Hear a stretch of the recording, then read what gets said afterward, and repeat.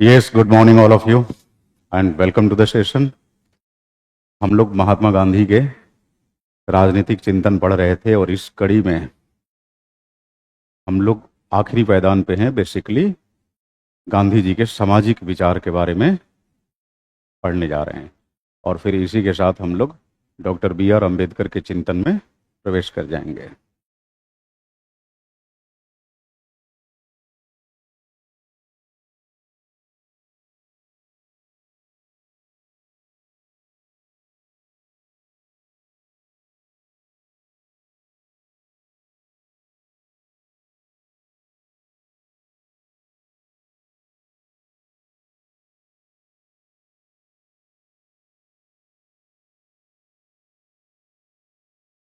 गांधी जी के सामाजिक विचारों के केंद्र में सर्वोदय की अवधारणा है ना।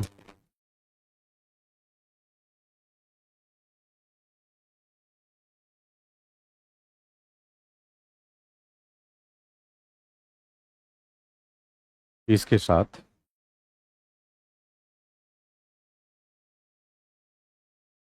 भारतीय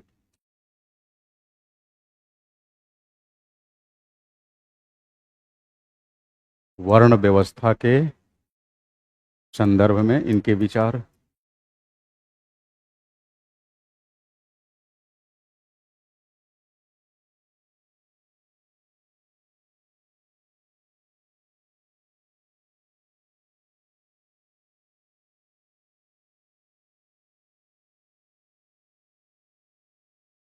शिक्षा के संदर्भ में विचार।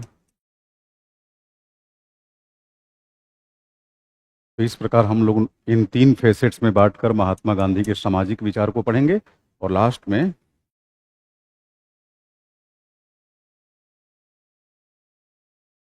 गांधीवादी चिंतन की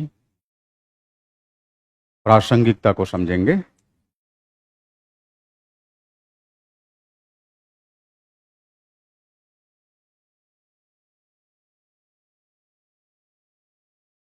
गांधीवादी चिंतन की प्रासंगिकता। देखो जी, सबसे पहले हम बात करेंगे सर्वोदय पर गांधी के विचार।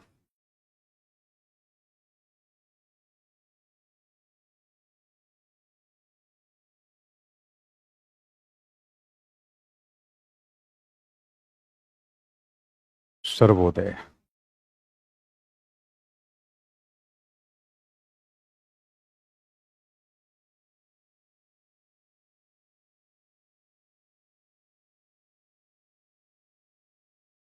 ये बेसिकली दो शब्दों के युग्मक का परिणाम है, सर्व प्लस उदय। सर्वोदय सामान्य मतलब है सभी का उदय। सभी का उदय मतलब सभी व्यक्तियों का उदय।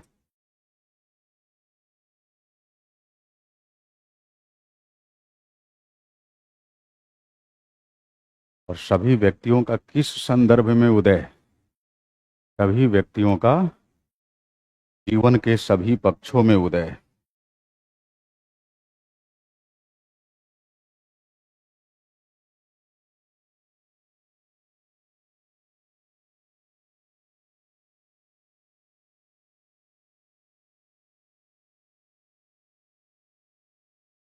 जीवन के सभी पक्षों में उदय। जब जीवन के सभी पक्षों की बात हम करेंगे तो गांधी जी ने जीवन के दो पक्ष बताए हैं,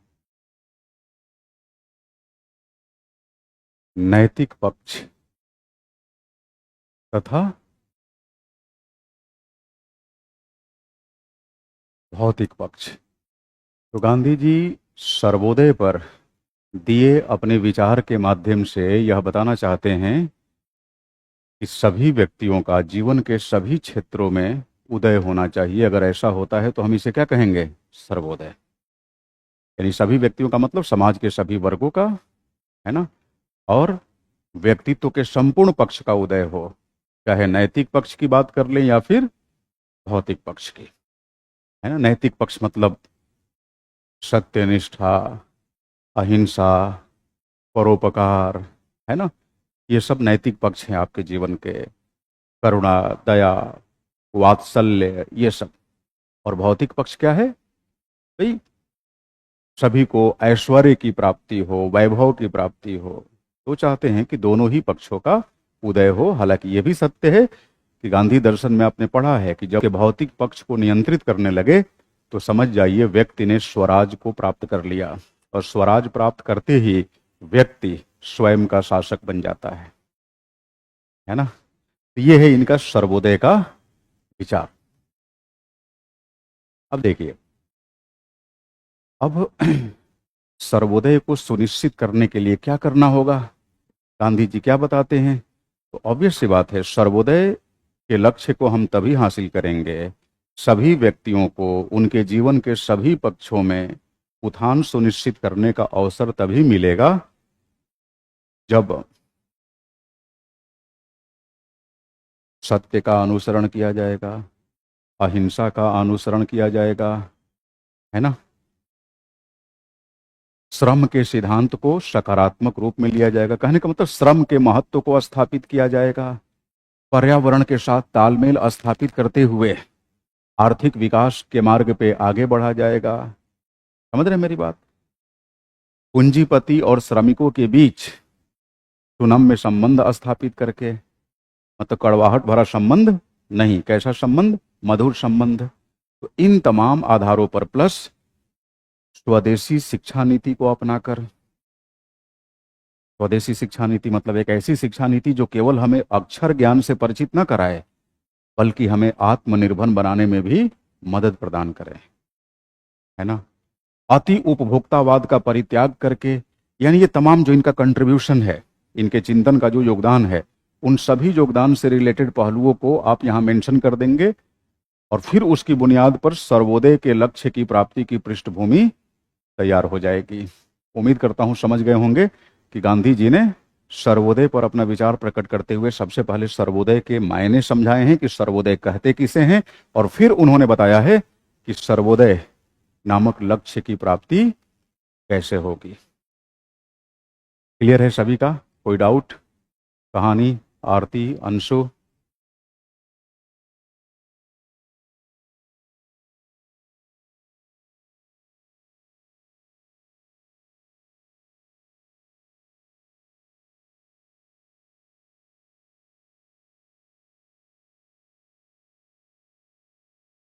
चलिए, क्लियर है, गुड। तो देखिए, हमने सर्वोदय की अवधारणा तो देख ली, अब लगे हाथ शिक्षा के संदर्भ में भी इनके विचार को पढ़ लेते हैं, क्योंकि उन्होंने क्या कहा है कि सर्वोदय रूपी लक्ष्य की प्राप्ति के लिए स्वदेशी शिक्षा को वरीयता देना अति आवश्यक है ना। तो शिक्षा के संदर्भ में हम लोग गांधी का विचार पढ़ेंगे। जाहिर सी बात है, जब ये शिक्षा के संदर्भ में, अच्छा शिवेंद्र कह रहे हैं थोड़ा कम समझ आया, एक बार फिर से समझ लीजिए। शिवेंद्र देखिए, ध्यान से समझिए, हम आपको क्या बता रहे थे? सर्वोदय पर गांधी जी के विचार, ठीक है। तो सर्वोदय को अगर इस शब्द का हम विग्रह करें तो भाई दो शब्दांशों से मिलकर बना है, सर्व प्लस उदय, यानी सभी का उदय। सभी का उदय का मतलब है सभी व्यक्तियों का उदय। यहां उदय का संबंध उत्थान से है, तरक्की से है। सर्वोदय की अवधारणा के तहत गांधी जी कहते हैं कि सभी व्यक्तियों का उत्थान सुनिश्चित हो, पहली बात, प्लस व्यक्तित्व के संपूर्ण पक्ष में उत्थान सुनिश्चित हो। आर्या, व्यक्तित्व के संपूर्ण पक्ष। और गांधी जी व्यक्तित्व के संपूर्ण पक्ष को दो हिस्सों में बांटकर देखते हैं, नैतिक पक्ष और भौतिक पक्ष। तो गांधी जी कहते हैं कि नैतिक पक्ष का भी उत्थान हो और भौतिक पक्ष का भी, तभी तो हम कहेंगे कि प्रत्येक व्यक्ति के व्यक्तित्व का संपूर्ण पक्ष विकसित हो रहा है। सभी व्यक्तियों का उत्थान और उसमें भी प्रत्येक व्यक्ति का जीवन के हर क्षेत्र में उत्थान। यहां हर क्षेत्र का संबंध किससे है? नैतिक और भौतिक। नैतिक का मतलब आपके अंदर सत्यनिष्ठा, है ना, सत्यनिष्ठा, अहिंसा, प्रेम, करुणा, भाईचारा, ये सब क्या है? नैतिक पक्ष है। नैतिक पक्ष। भौतिक पक्ष क्या है? धन दौलत वैभव की प्राप्ति। नहीं, अंत्योदय की बात नहीं करते गांधी जी। अंत्योदय का मतलब होता है अंतिम व्यक्ति का उदय, है ना। ये सभी के उदय की वकालत करते हैं। अंत्योदय की जो अवधारणा है ये दीनदयाल उपाध्याय के चिंतन के माध्यम से पॉपुलर हुआ कहानी अंश। अब सवाल ये उठता है कि सभी का उदय कैसे होगा? तो सभी का उदय तब होगा जब हम सत्य व अहिंसा का अनुसरण करेंगे, है ना। सभी का जीवन के सभी क्षेत्र में उदय कैसे होगा? जब हम अधिकारों की तुलना में कर्तव्यों को वरीयता देंगे, जब साधन और साध्य दोनों की समान रूप से पवित्रता का ध्यान रखेंगे, है ना। श्रम के महत्व को समझेंगे और श्रम के महत्व को समझते हुए, श्रम के महत्व को वरीयता देते हुए एक ऐसी आर्थिक व्यवस्था का सृजन करेंगे जो प्रकृति के साथ सहयोग कायम करते हुए आर्थिक उद्देश्यों को पूर्ण करने के लिए संकल्पित हो। क्लियर है ये बात? आशीष आशीष कह रहे हैं कि सर आज मेरा फर्स्ट लाइव क्लास है, पहले की सारी क्लासेस इन्होंने कर लिया है, अब सब कुछ अच्छे से समझ में आ रहा है। चलिए, बहुत बढ़िया आशीष। संजना कह रही है सर बता दीजिए। क्या बता दें संजना? पूछिए, क्या पूछना चाहती हैं? तो गांधी दर्शन में चिंतन के जो भी पक्ष आपने पढ़ा है, उन सारे पक्षों के माध्यम से यह प्रमाणित करेंगे कि इन सब के माध्यम से वो सभी व्यक्तियों के जीवन के हर क्षेत्र में उत्थान सुनिश्चित करने की इच्छा रखते थे।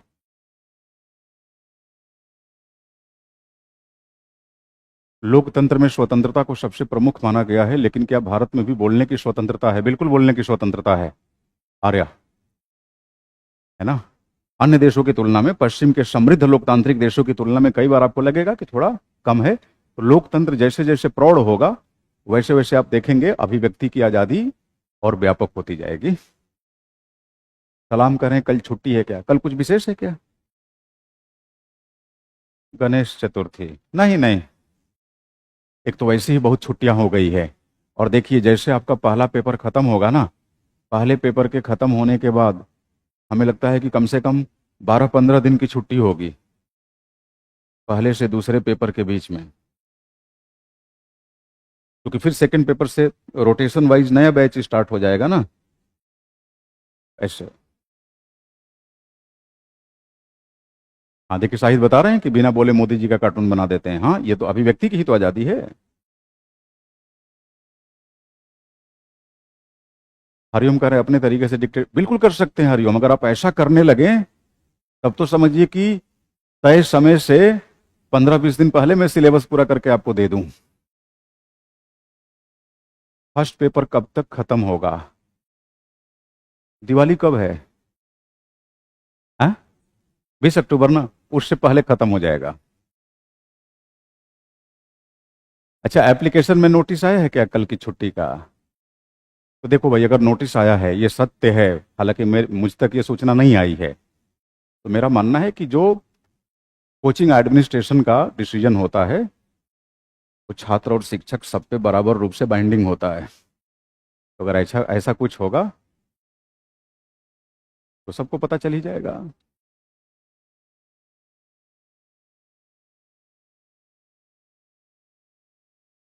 27 को? कल 27 है? अरे नहीं, प्रवीण मजाक कर रहे हैं। प्रवीण करेंगे, टेक्निकल टीम ने मैसेज किया कि संजय सर 27 को अपरिहार्य कारणों से क्लास नहीं लेंगे। ऐसा है? अरे नहीं, वो गलती से चला गया होगा। और हो सकता है कोई और भी संजय सर हो, है ना। और भी संजय सर होंगे। फिलहाल अभी जो संजय सर आपके सामने हैं उनको ऐसी कोई सूचना नहीं है।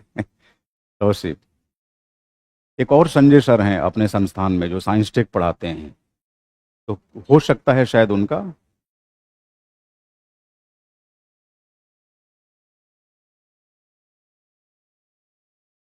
देखिए, रिया बता रही कि ऐसा ही है, शायद वो साइंस वाले सर के बारे में होगा। आपने साइंस को पोल साइंस समझ लिया, गड़बड़ की। जहां साइंस लिखा हो पहले देखिए कि उसके पहले पॉलिटिकल लिखा है कि नहीं। हाँ, गणपति बप्पा का त्योहार है कल, नहीं? महाराष्ट्र में तो बड़े धूमधाम से। हाँ, मैं कई बार त्योहार के इस अवसर पे वहाँ फंसा हूँ। हम पूना में मेरी खूब विजिट होती थी पहले, अब तो इस साल से नहीं हो पा रही है क्योंकि समय ही नहीं मिल पा रहा है। तो फिर तो वहाँ तो गणपति पूजा को लेकर गजब का क्रेज है। हाँ ना, हफ्ता 10 दिन, हाँ हाँ। जाम लगने लगेगा। अरे मेन रोड पे भी 200 मीटर जाने में घंटे निकल जाएं। छुट्टी कर दी जाती है क्योंकि बच्चे दूर दूर से आते हैं तो उनको दिक्कत होती है।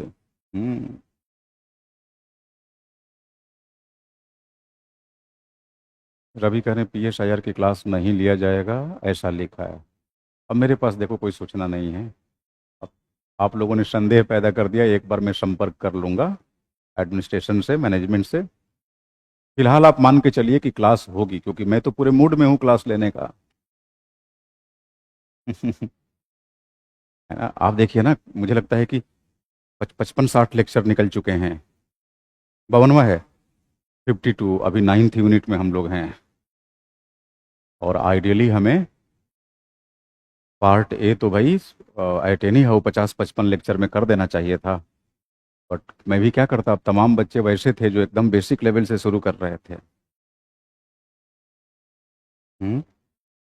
हाँ, बट ये है कि थोड़ा समय तो भले हम लोग ले रहे हैं, लेकिन तय मानिए एक बार कर गए ना ढंग से, फिर कभी समस्या नहीं आएगी इस विषय में, ये तो मैं गारंटी के साथ कहता हूँ। हाँ हाँ, मतलब जो नए नए भी शुरुआत किए होंगे उनको भी कोई समस्या नहीं आ रही होगी।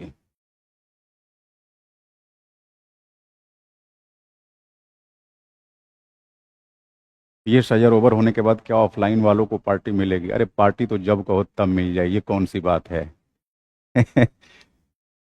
समाप्त होने से पहले भी मिल जाएगी, चिंता मत करिए। और सबसे भव्य पार्टी तब होगी जब आप सेलेक्ट होकर आएंगे। फिर दिल्ली क्या, पटना में होगी। चलिए, तो अब मैं उम्मीद करता हूँ, अच्छा नहीं, देखिए किसी बच्ची ने पूछा था मानवाधिकार क्या है, तो मानवाधिकार पढ़ाया हूँ, एक बार उस लेक्चर को दोबारा सुनिएगा, है ना, क्योंकि ये तो बड़ा आसान है।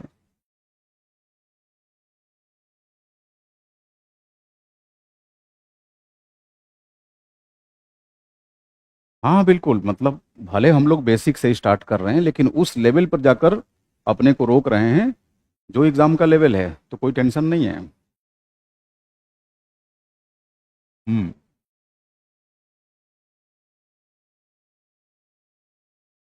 देखो भाई, हम KGS वाले हमेशा इस बात का ध्यान रखते हैं कि हमारे प्लेटफॉर्म पर जो भी बच्चे आएँ उनका हम अधिक से अधिक, मतलब सिलेक्शन की प्रक्रिया में सहयोग कर सकें। तो हर क्लास में आपको अच्छा ही महसूस होगा।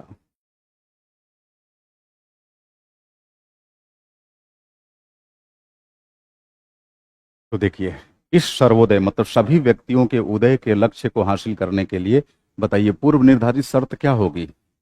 अरे पूर्व निर्धारित शर्त यही होगी ना। सबसे पहले हम इसके लिए क्या करेंगे, अपने अंदर नैतिक तत्वों का विकास करेंगे, करेंगे ना। और गांधी जी नैतिकता पर अपना विचार देते ही देते हैं, है ना।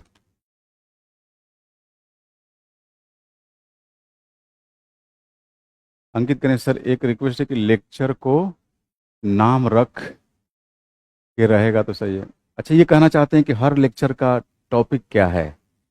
हाँ, अब देखो होता क्या है ना कि क्लास से पहले ये तय कर पाना मुश्किल हो जाता है। जैसे मान लो मैं क्लास में आने से पहले पूरा मूड बना के आया था कि गांधी को खत्म करेंगे और फिर डॉक्टर BR अम्बेडकर को लगभग पढ़ डालेंगे, भले डिक्टेशन पार्ट रह जाए।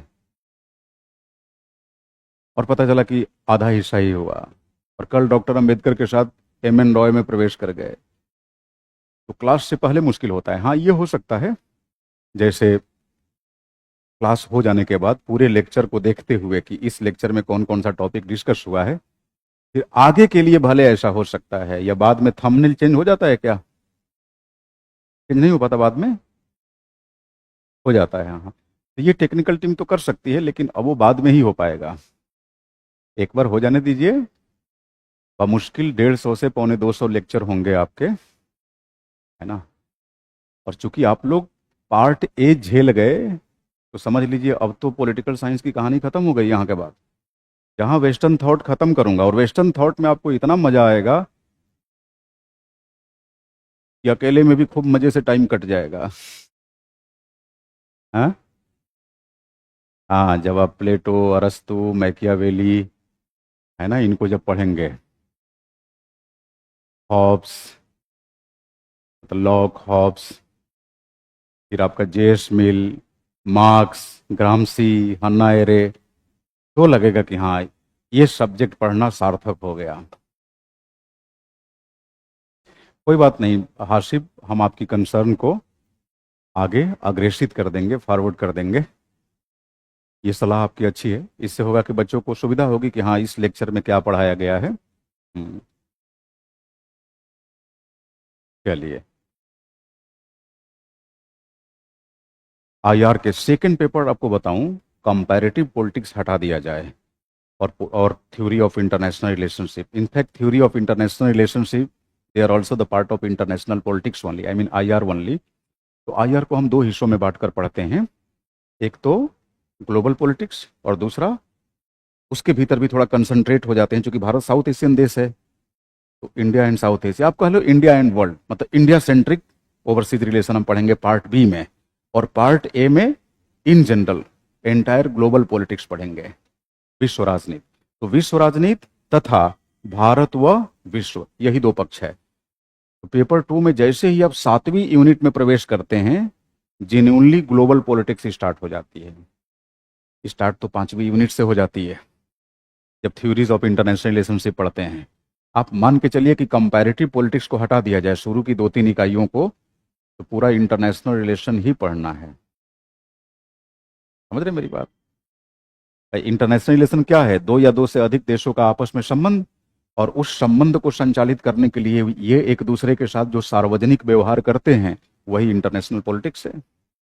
आईआर और इंटरनेशनल पॉलिटिक्स कोई अलग थोड़ी है। तो पूरा ही पेपर टू आईआर के इर्द गिर्द है। हाँ,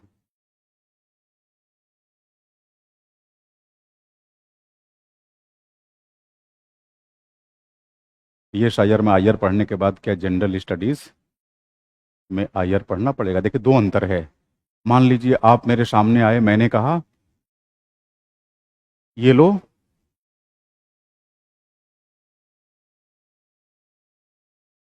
गन्ना, और हमने एक पीस आपको गन्ना दे दिया, गन्ना समझ रहे हैं? हाँ। हम्म, आप देखते होंगे बाहर गन्ने बेचते रहते हैं सब। ये एक चॉइस हुआ कि आपको एक पीस हमने गन्ना दे दिया, शुगर केन दे दिया। दूसरा चॉइस, आपको हमने ले जाकर शुगर केन के खेत में छोड़ दिया, जितने गन्ने चबाने हैं चबा जाओ। तो ऑप्शनल में जो आईआर पढ़ेंगे ना, वहां केवल एक शुगर केन का मसला नहीं होगा, बल्कि शुगर केन के खेत में ही चले जाएंगे।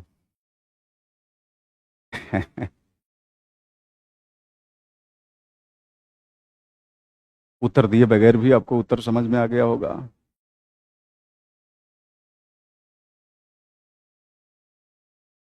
ठीक है ना, फिर तो हरिओम और आनंद आएगा आपको पढ़ने में। चलो, तो सर्वोदय।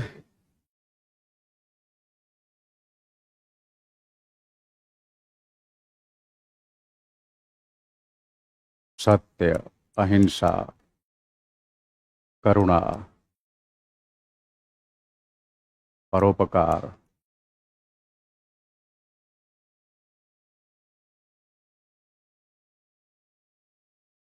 इत्यादि का विकास करके हम सर्वोदय के लक्ष्य को हासिल कर सकते हैं, है ना?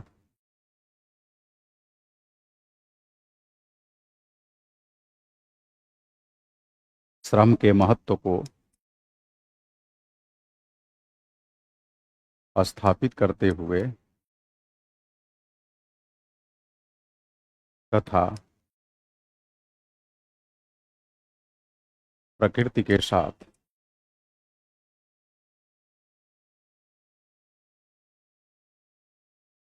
सामंजस्यपूर्ण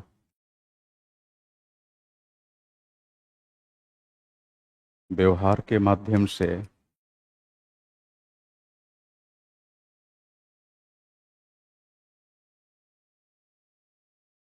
आर्थिक उन्नति के मार्ग पर अग्रसर होकर हम क्या कर सकते हैं, सर्वोदय के लक्ष्य को प्राप्त कर सकते हैं।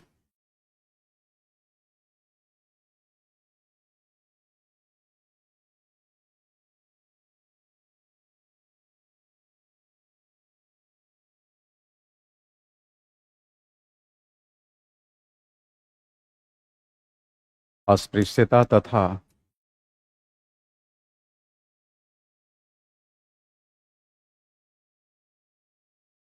सामाजिक भेदभाव को समाप्त करके हम सर्वोदय के मार्ग पे उन्मुख हो सकते हैं। समझ रहे मेरी बात? अच्छा, नैतिक पक्ष में सेवा भाव, त्याग, ये सब आ जाएगा, इसलिए हमने इत्यादि लिख दिया।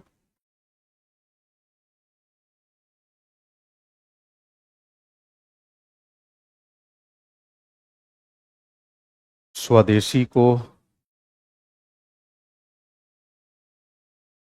बढ़ावा देकर तथा कर्तव्यों को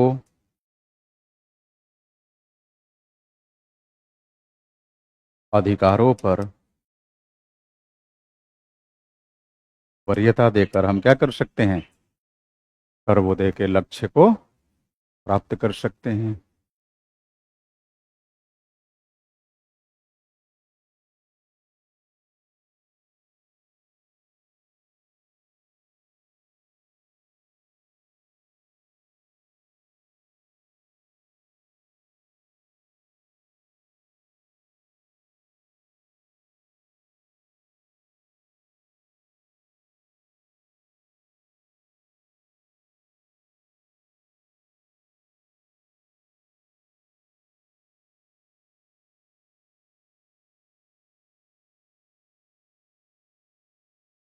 साहित्य करें सर, इंडियन पॉलिटी का बेसिक कैसे करें? किसी भी सब्जेक्ट का बेसिक करने का सबसे आसान तरीका होता है +2 लेवल की जो एनसीईआरटीज हैं उसको पढ़ लीजिए।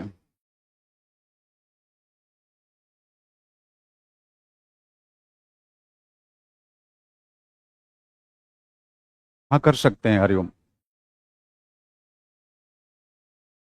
अब ये क्लियर है सर्वोदय? चलिए। अच्छा, स्वदेशी शिक्षा पद्धति हमने लिख ही दिया, स्वदेशी को अपनाकर, ठीक है। अब जरा देखते हैं स्वदेशी शिक्षा पद्धति के बारे में गांधी जी क्या कहते हैं, है ना, शिक्षा के संदर्भ में उनका क्या विचार है। फिर हम जानेंगे वर्ण व्यवस्था के संदर्भ में भी।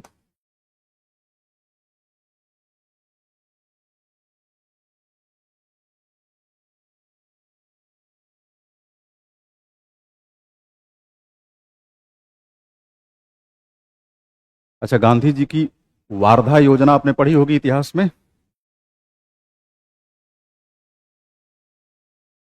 ना। आर्टिकल याद करना होगा क्या?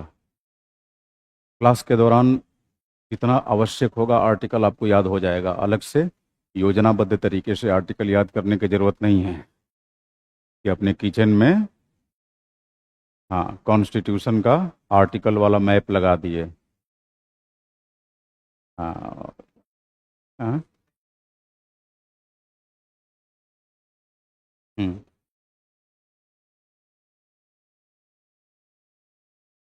हाँ, सर्वोदय का विचार बेसिकली जयप्रकाश नारायण ने, हाँ, सर्वोदय के विचार पर बात की थी, तो वो भी गांधी से प्रेरित होकर। हाँ, गांधीवादी ही थे ये लोग। इन्हीं से प्रेरित होकर अंत्योदय का विचार दिए दीनदयाल उपाध्याय।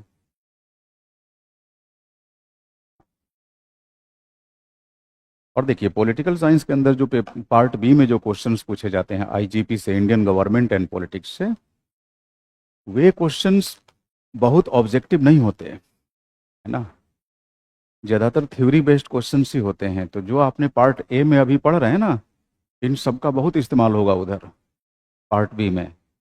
जीएस के पर्पज से पॉलिटी पढ़ना और ऑप्शनल के पर्पज से पढ़ना, दोनों में अंतर है।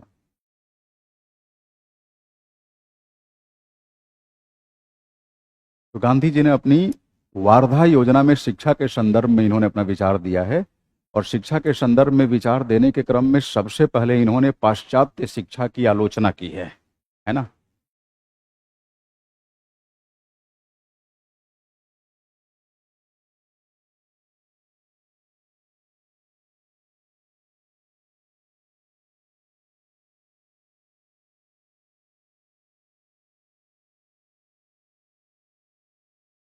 पाश्चात्य शिक्षा की आलोचना की है, क्या कहकर आलोचना की है?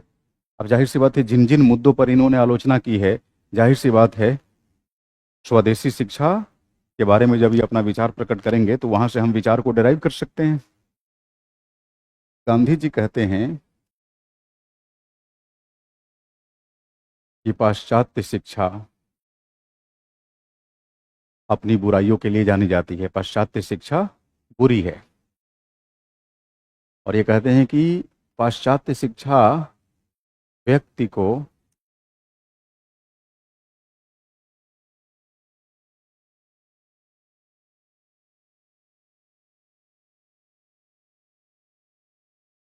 आत्म केंद्रित बनाती है।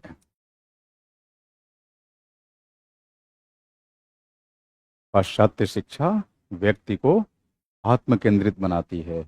जो व्यक्ति आत्म केंद्रित होगा, आप उसे स्वार्थी भी कह सकते हैं। अब जरा सोचिए, गांधी का क्या विचार है? गांधी का विचार तो जियो और जीने जीने दो से भी एक कदम आगे है, दूसरों के लिए जियो। अब बताइए, आत्म केंद्रित व्यक्ति कभी दूसरों के लिए जी सकेगा? नहीं। तो गांधी इसकी आलोचना करते हैं। अब यहीं से आप समझ सकते हैं कि गांधी की जो शिक्षा योजना होगी, उसमें इसके बदले में इसका विपरीतार्थी परिप्रेक्ष्य लिया जाएगा, है ना। यानी व्यक्ति को ऐसी शिक्षा मिले जिससे उसके अंदर परोपकार का भाव हो, सेवा भाव जागृत हो, दूसरों के लिए जीने की उसकी इच्छा हो, है ना। तो व्यक्ति को पश्चिमी शिक्षा आत्म केंद्रित बनाती है। दूसरा,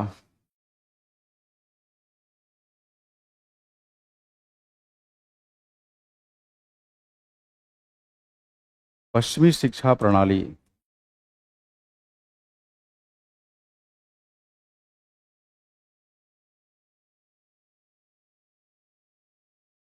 का उद्देश्य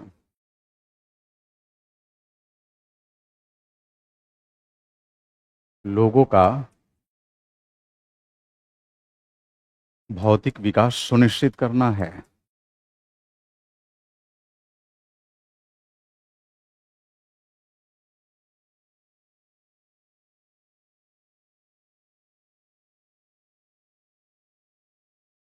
न कि नैतिक विकास। और नैतिक विकास के अभाव में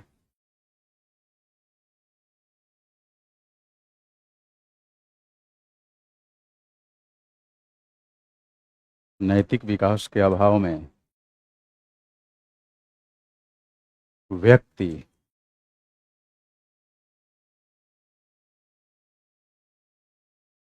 स्वावलंबी नहीं हो पाता। ध्यान रखिएगा, गांधी दर्शन में स्वावलंबन का अभिप्राय बहुत व्यापक है। स्वावलंबन का यह मतलब नहीं है कि आपको रोजगार मिल गया, आप सेल्फ रिलायंट हो गए। समझ रहे हैं मेरी बात? स्वावलंबन का मतलब हुआ कि ना सिर्फ भौतिक पक्ष में अपने आप को सुरक्षित बना लेना, बल्कि नैतिक पक्ष के लिहाज से भी सुरक्षित होना। अन्यथा अगर भौतिक पक्ष ही स्वावलंबन का आधारशिला हो, तो फिर तो पश्चिमी शिक्षा सभी को स्वावलंबी बना दे रही है, क्योंकि गांधी खुद स्वीकार करते हैं कि पश्चिमी शिक्षा का उद्देश्य क्या है? लोगों को रोजगार दिलाना, लोगों का भौतिक उत्थान सुनिश्चित करना। ठीक है।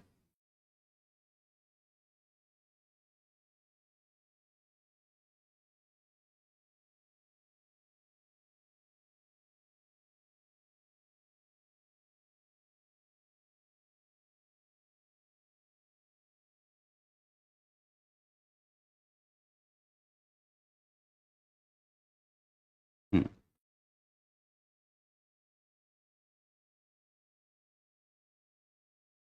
पश्चिमी शिक्षा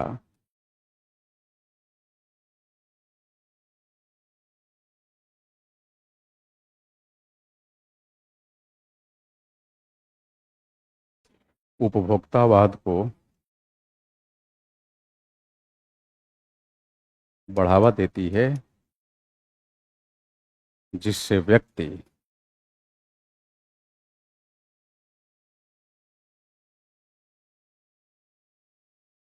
प्रकृति से कट जाता है, व्यक्ति का प्रकृति से कट ऑफ हो जाता है। अब इन्हीं सारी कमियों को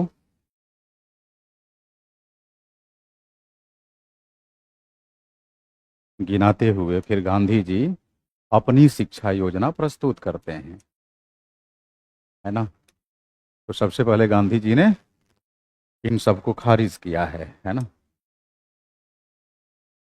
इन्हें खारिज किया है। और इन्हें खारिज करके गांधी जी अपनी शिक्षा योजना प्रस्तुत करते हैं।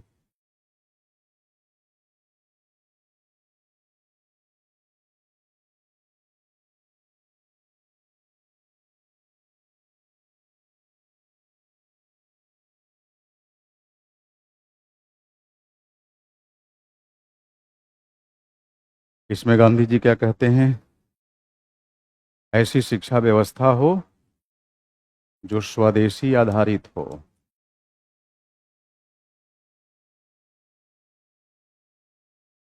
स्वदेशी आधारित हो का क्या मतलब है? इसका मतलब है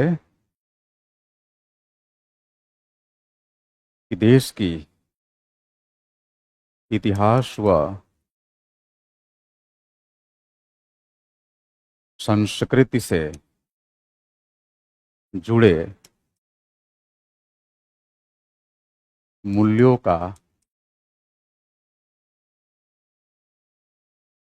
ध्यान रखने वाली शिक्षा व्यवस्था। एक ऐसी शिक्षा व्यवस्था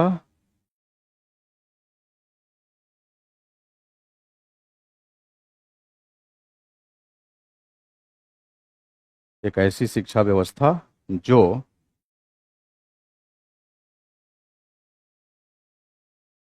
भौतिक तथा नैतिक दोनों ही क्षेत्रों में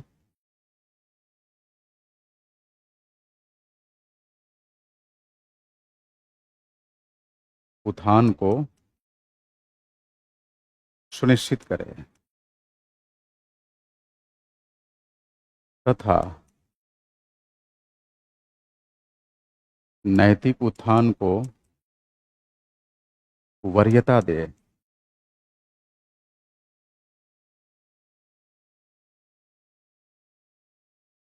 एक ऐसी शिक्षा व्यवस्था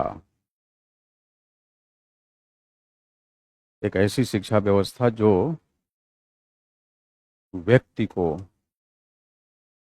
स्वावलंबन प्रदान करे।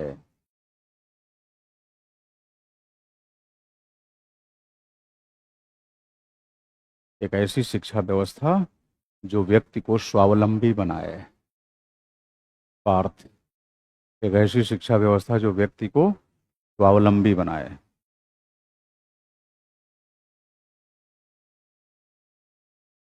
एक ऐसी शिक्षा व्यवस्था जो सर्वोदय सुनिश्चित करे। सर्वोदय को सुनिश्चित करे।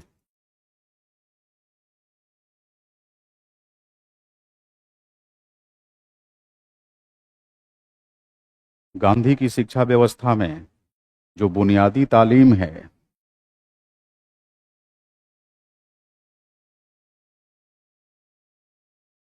बुनियादी तालीम मातृभाषा में दी जानी चाहिए। बुनियादी तालीम का मतलब समझ रहे हैं? Basic education. हाँ, बेसिक एजुकेशन मातृभाषा में होनी चाहिए।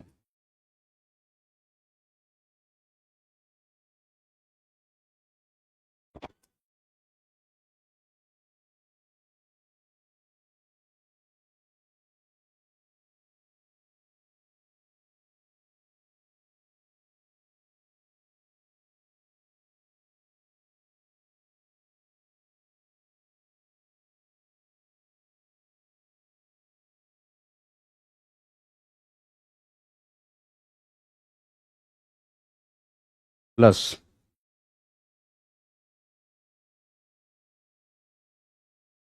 अक्षर ज्ञान के साथ साथ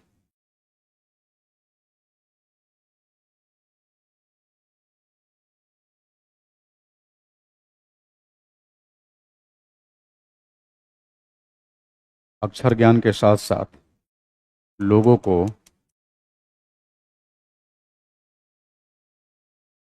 रोजगार परक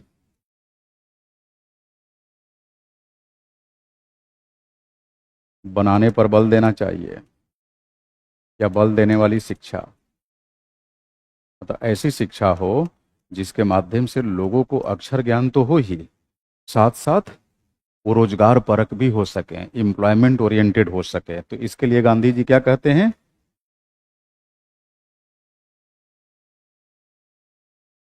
कौशल विकास वगैरह को बढ़ावा देना, स्किल डेवलपमेंट।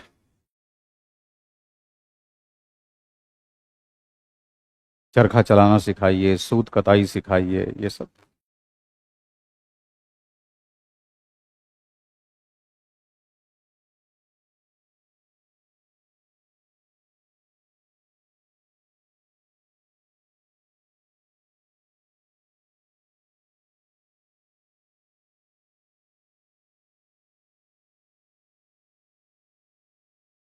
हम्म।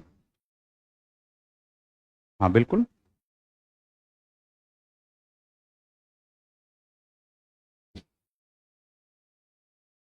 तो अब मैं उम्मीद करता हूँ कि गांधी जी के द्वारा प्रस्तुत जो शिक्षा योजना है, जो उनका वार्धा प्लान था, आप इसे समझ गए होंगे। रुके, थोड़ा छोटा कर देता हूँ क्योंकि आपको भेजा भी जाता है ना।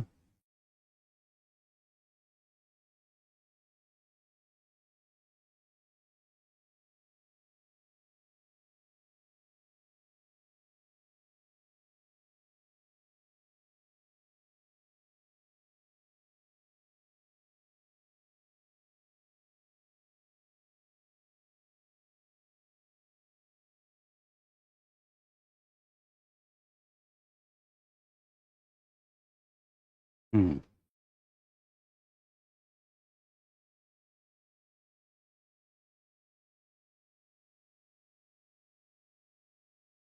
अच्छा, अपनी शिक्षा योजना में गांधी जी ये भी बताते हैं कि जो पारंपरिक हुनर आधारित शिक्षा है, अंश बिल्कुल सही कहा आपने, अंश करें कि पारंपरिक पेशा को बढ़ावा देना। हाँ,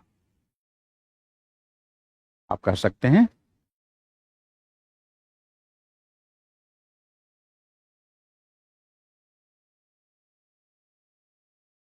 हालांकि उसको तो व्यवसाय के संदर्भ में कहोगे, पर ठीक है।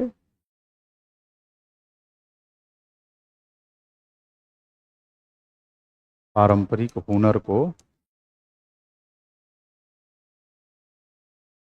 बढ़ावा देना।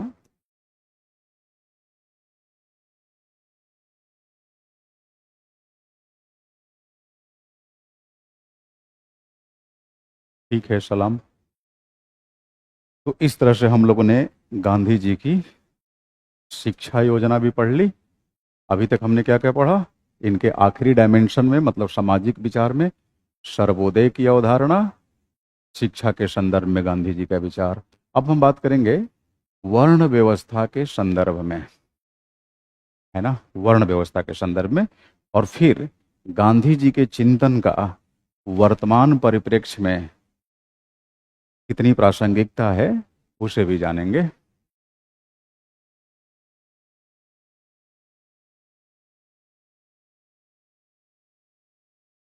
हाँ, कह सकते हैं ना, इनकी शिक्षा योजना शिवेंद्र निस्संदेह देश की आर्थिक तरक्की को तीव्रता नहीं प्रदान कर पाती, इसमें कोई दो राय नहीं है। इस आधार पर इनकी आलोचना होती है।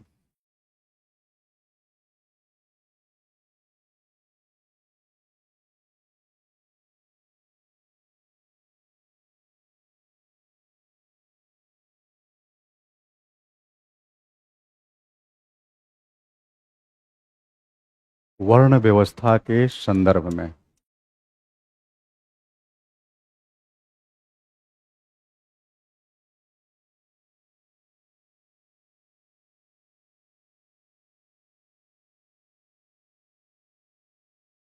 वर्ण व्यवस्था के संदर्भ में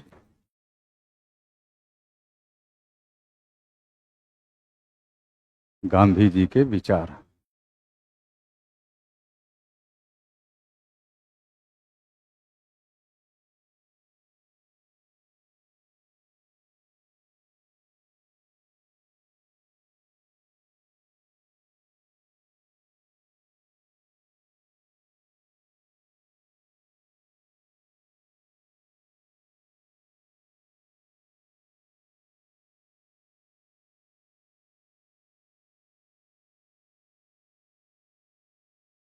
देखिए, ब्राह्मण, क्षत्रिय, वैश्य, शूद्र। अब गांधी जी को वर्ण व्यवस्था इस रूप में दिखती है।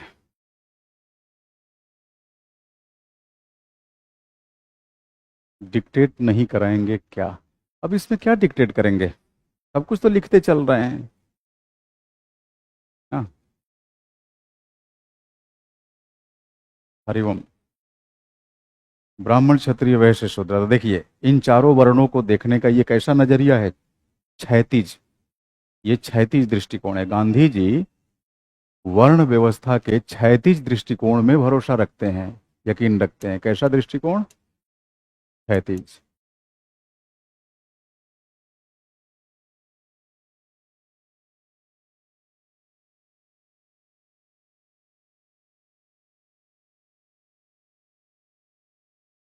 जबकि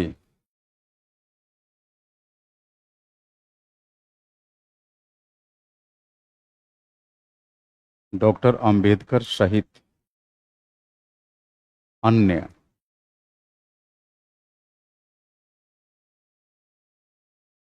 वर्ण व्यवस्था के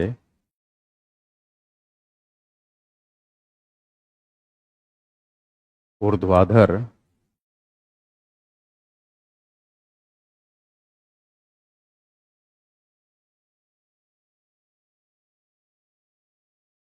दृष्टिकोण को अपनाते हैं, और यही दृष्टिकोण सर्वमान्य दृष्टिकोण भी रहा है।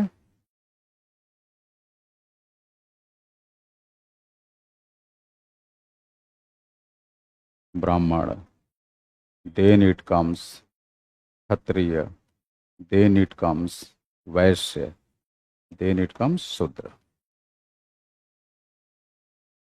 Top to bottom. ये तो दृष्टिकोण विभेद मूलक है। मेरी बात समझ पा रहे हैं? ये दृष्टिकोण कैसा है? विभेद मूलक है। अब बताइए, वर्ण व्यवस्था को हर कोई किस निगाह से देखता है? इसी निगाह से ना, है ना? पहले ब्राह्मण, फिर क्षत्रिय, फिर वैश्य, फिर शूद्र। गांधी जी क्या कहते थे? नहीं, गांधी जी कहते थे कि मेरी नजर में ब्राह्मण का कार्य जितना महत्वपूर्ण है, उतना ही महत्वपूर्ण शूद्र का कार्य है। तो इस लिहाज से मैं ब्राह्मण और शूद्र में कोई अंतर करता ही नहीं हूं। अब बताइए, इस सोच के साथ कोई व्यक्ति वर्ण व्यवस्था की खिलाफत करेगा? नहीं करेगा। मेरी बात समझ पा रहे हैं? अब इतनी चीजें समझाने के बाद इतना तो समझ गए होंगे आप कि गांधी जी वर्ण व्यवस्था को खारिज करने की वकालत नहीं करेंगे। क्यों? क्योंकि उनके ऊपर अलग ही दर्शन हावी है। वो कहते हैं कि मेरी नजर में कार्यों में कोई अंतर ही नहीं है। अगर अंतर है तो कर्तव्य में। कौन किस तरह कर्तव्य निभाता है? जो ढंग से कर्तव्य निभाएगा वो मेरी नजर में श्रेष्ठ है। कार्य सारे समान है। या शारीरिक श्रम पर आधारित कार्य या मानसिक श्रम पर आधारित कार्य, सब कार्य समान है। डीएम का कार्य और चपरासी का कार्य मेरी नज़र में दोनों एक समान है। अगर कार्य को अंजाम देने के क्रम में डीएम ने कर्तव्य निर्वाह ठीक से नहीं किया तो मैं चपरासी को डीएम पर वरीयता दूंगा। अब दिक्कत यह है कि गांधी जी की यही फिलॉसफी क्या सभी के भेजे में घुस पाएगी? नहीं। आपको नहीं लगता कि कुछ ज्यादा ही आदर्श मूलक दर्शन नहीं है? और इस लिहाज से उन्होंने समाज में भेदभाव के तमाम उदाहरण अपनी नजरों के सामने देखते हुए भी उन्होंने स्वयं को सुधारवादी बनाए रखना उचित समझा और बोल दिए कि ब्राह्मण का कार्य और शूद्र का कार्य, इन दोनों के कार्यों में हम कोई भी भेद नहीं करते। इस लिहाज से दोनों एक समान है। इसलिए वर्ण व्यवस्था को समाप्त करने की आवश्यकता नहीं है। अगर वर्ण व्यवस्था के अंदर कुछ समाप्त करने की आवश्यकता है तो वर्ण आधारित भेदभाव को समाप्त करो। मेरी बात समझ पा रहे हैं? तो गांधी जी की वर्ण व्यवस्था को लेकर जो उनकी विचारधारा थी, इसके आधार पे अगर निष्कर्ष स्वरूप हम कहें तो दो बातें निकल कर आती है।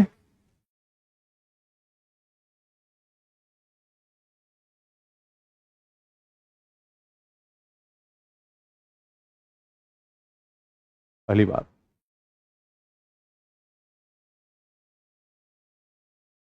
देखो जी, ये जो वर्ण व्यवस्था है वास्तव में है तो जन्माधारित ही, क्योंकि चिंतन में भी जो इसे कंसीडर किया जाता है, जो इसका समर्थन करते हैं, जो मानते हैं कि वर्ण व्यवस्था है, तो यही मानते हैं कि जन्म आधारित ही है। हाँ, ये कहते हैं कि प्रारंभ में जन्म आधारित नहीं थी, षड्यंत्र के तहत जन्म आधारित कर दिया गया, प्रारंभ में कर्म आधारित थी।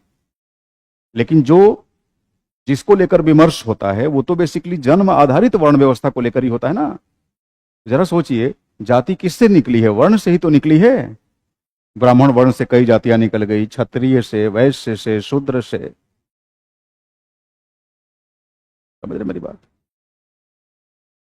तो जो व्यक्ति जन्म आधारित वर्ण व्यवस्था का समर्थन करेगा वो जाति व्यवस्था का विरोध कैसे कर पाएगा? गांधी जन्म आधारित वर्ण व्यवस्था का समर्थन करते हैं और इसके पक्ष में तर्क भी देते हैं, खास करके आर्थिक तर्क देते हैं कि प्रत्येक वर्ण का अपना वर्णीय दायित्व होता है। प्रत्येक वर्ण से जुड़े हुए लोग कुछ ना कुछ खास कार्य करते हैं। अब इससे क्या होगा कि परंपरागत हुनर एक पीढ़ी से दूसरी पीढ़ी में आसानी से हस्तांतरित हो जाएगा। इससे लोगों को रोजगार की कमी महसूस नहीं होगी, इसलिए वो वर्ण व्यवस्था को बनाए रखना चाहते हैं। समझ रहे मेरी बात? तो जो वर्ण व्यवस्था को बनाए रखना चाहता है, ऑब्वियस सी बात है, वो जाति व्यवस्था का भी विरोध नहीं करेगा, क्योंकि जाति कहां से निकल रही है? वर्ण से ही तो निकल रही है। लेकिन वर्ण व्यवस्था अथवा जाति व्यवस्था का समर्थन करते हुए भी गांधी जी ने इन पे आधारित भेदभाव का समर्थन नहीं किया है। गांधी क्या करते हैं? वर्ण व्यवस्था का समर्थन करते हैं, किंतु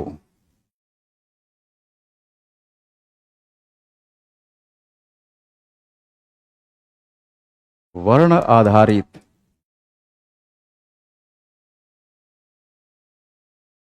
भेदभाव का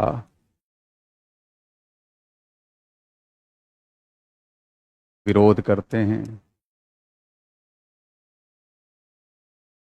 यानी गांधी यहां पर कैसे हैं? समानतावादी हैं। दिख रहा है कैसे हैं? समानतावादी। इनकी नजर में ब्राह्मण क्षत्रिय कोई अंतर नहीं, क्षत्रिय वैश्य कोई अंतर नहीं, वैश्य शूद्र कोई अंतर नहीं, सभी एक समान हैं, है ना। सभी अपने अपने तय दायित्वों का निर्वहन करते हैं, सभी के दायित्व एक जैसे हैं, बस उस दायित्व का निर्वहन कैसे कर रहे हैं ये मायने रखता है। और वो कहते हैं कि अगर ये व्यवस्था बनी रहेगी तो वर्ण पर आधारित जो कार्य है उन कार्यों के माध्यम से, है ना, परंपराओं के तहत एक पीढ़ी से दूसरे पीढ़ी तक रोजगार का हस्तांतरण होता चला जाएगा। ठीक है। हाँ, लेकिन साथ में वर्ण आधारित भेदभाव का विरोध करते हैं गांधी।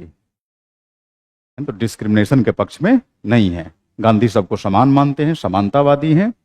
अच्छा, दूसरी बात, गांधी समतावादी होने के साथ साथ आपको नहीं लगता कि चूंकि वो वर्ण आधारित भेदभाव का विरोध करते हैं इसका मतलब कि गांधी सुधारवादी हैं? है कि नहीं? तो गांधी का दृष्टिकोण सुधारवादी है। लेकिन वही जब डॉक्टर बी आर अंबेडकर की बात होगी, डॉक्टर बी आर अंबेडकर की बात होगी तो डॉक्टर बी आर अंबेडकर कहेंगे कि नहीं, वर्ण व्यवस्था को सुधारा ही नहीं जा सकता, जाति व्यवस्था को सुधारा ही नहीं जा सकता। क्यों? क्योंकि इनकी जड़ें धर्म ग्रंथों में छुपी हुई है। इन्हें ईश्वरीय प्रमाणिकता हासिल हो जाती है विभेद पैदा करने की। आप लाख कोशिश कर लीजिए, लोग मानेंगे नहीं, क्योंकि लोगों के लिए सर्वोच्च कौन है? ईश्वर है। और ईश्वर के बारे में लोगों से कौन अवगत कराता है? धर्म ग्रंथ कराते हैं। और धर्म ग्रंथ ही वर्ण आधारित भेदभाव को जस्टिफाई करने में लगे हुए हैं। ढोल गंवार शूद्र पशुनारी शकल ताड़ना के अधिकारी, कहाँ लिखा हुआ है? यहाँ और श्रीमाली की किताब में लिखा है? नहीं। तुलसीकृत रामचरितमानस में लिखा हुआ है। तो धर्म आधारित ग्रंथ है ना वो। हर कोई अपने धर्म में विश्वास रखता है, तो जो धर्म में विश्वास रखेगा वो धर्म में कही गई बातों में भी विश्वास रखेगा। आप कौन सा सुधारवादी आंदोलन चला देंगे? कुछ नहीं होना है। खत्म कर दो पूरी व्यवस्था को, वर्ण को ही खत्म कर दो। तो डॉक्टर अंबेडकर आमूल परिवर्तनवादी हैं। समझ रहे मेरी बात? उनका कहना है कि जब तक ये व्यवस्था बनी रहेगी सुधारा नहीं जा सकता। कुछ बीमारियां ऐसी होती है जिनका ट्रीटमेंट नहीं है। समझ रहे मेरी बात? रिया कह रही है सर लिखना है ये बोर्ड वर्क। बोर्ड वर्क तो बिना मेरे कहे भी लिख लिया करिए, है ना। तो उम्मीद करता हूं कि वर्ण व्यवस्था पर गांधी के विचार आप लोग समझ गए होंगे।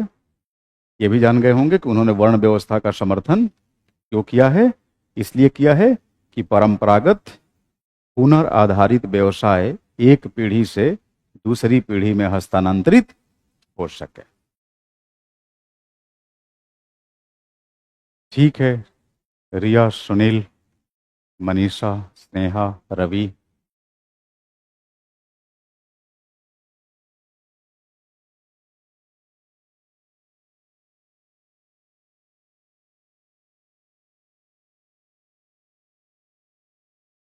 बिल्कुल सही कहा अंशु, डिक्टेशन की जरूरत ही नहीं है। चलिए,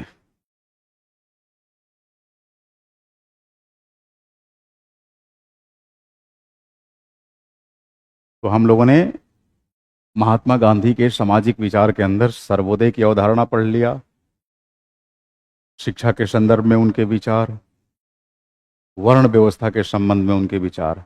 अब हम लोग पढ़ने जा रहे हैं गांधीवादी चिंतन की प्रासंगिकता, है ना। इसी के साथ ये टॉपिक मतलब ऑनगोइंग टॉपिक समाप्त हो जाएगा।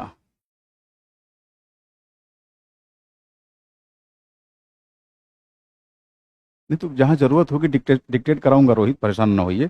यहां पर मुझे लगता है कि जरूरत नहीं है, फिर भी अगर कहेंगे तो करवा दूंगा, ऐसा क्या है। हाँ, जहां मुझे लगेगा कि डिक्टेशन जरूरी है वहां करवा दूंगा। यहाँ तो बड़े आराम आराम से हम लोग एक एक चीज, वो भी आसान आसान चीजें पढ़ रहे हैं। कुछ ऐसे कॉन्सेप्ट्स होते हैं जहां मुझे खुद लग जाता है कि हो सकता है लंबे समय तक आप उसे रिटेन ना कर पाए। क्लास के दौरान तो लगेगा कि समझ गए हैं, लेकिन आगे दिक्कत हो सकती है क्योंकि कई सारे टेक्निकल टर्म यूज किए गए होते हैं उसमें। तो वहां तो आप मना करेंगे तो भी मैं लिखवा दूंगा।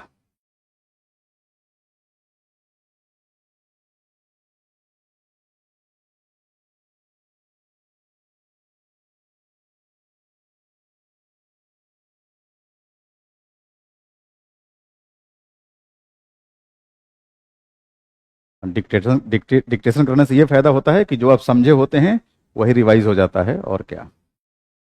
कोई नहीं, बोर्ड वर्क तो फॉलो कर रहे हैं ना सुषमा।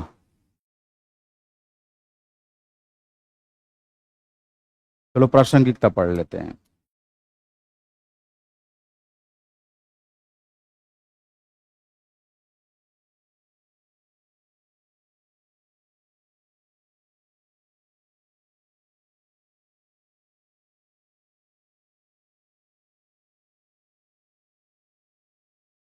गांधीवाद की प्रासंगिकता।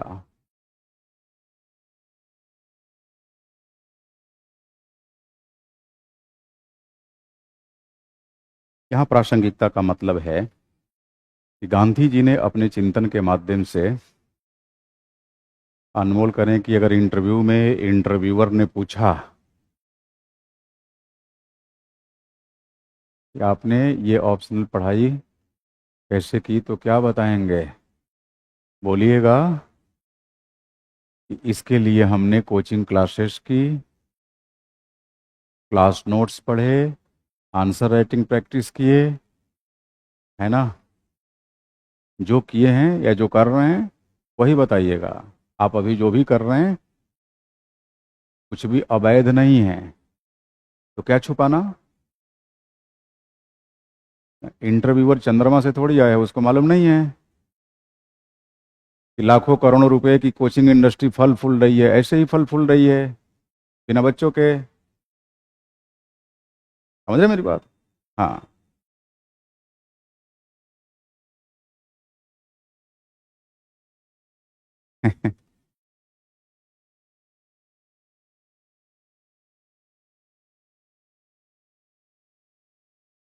Untouchability, caste system, Gandhi versus Ambedkar भी थोड़ा बता दीजिए मुकेश कर। हम थोड़ा नहीं, हम ज्यादा बताएंगे, क्योंकि अंबेडकर पढ़ना है ना इसके बाद। मतलब आप परेशान हो जाते हैं कि क्या पता कहीं टीचर ने टॉपिक को स्किप कर दिया, तो पूछ डालते हैं। अभी जितना गांधी जी के संदर्भ में बताया, ये सुनिश्चित करिए कि हर चीज आप समझ गए कि नहीं, और नहीं समझे हैं तो निसंकोच पूछकर समझ लीजिए।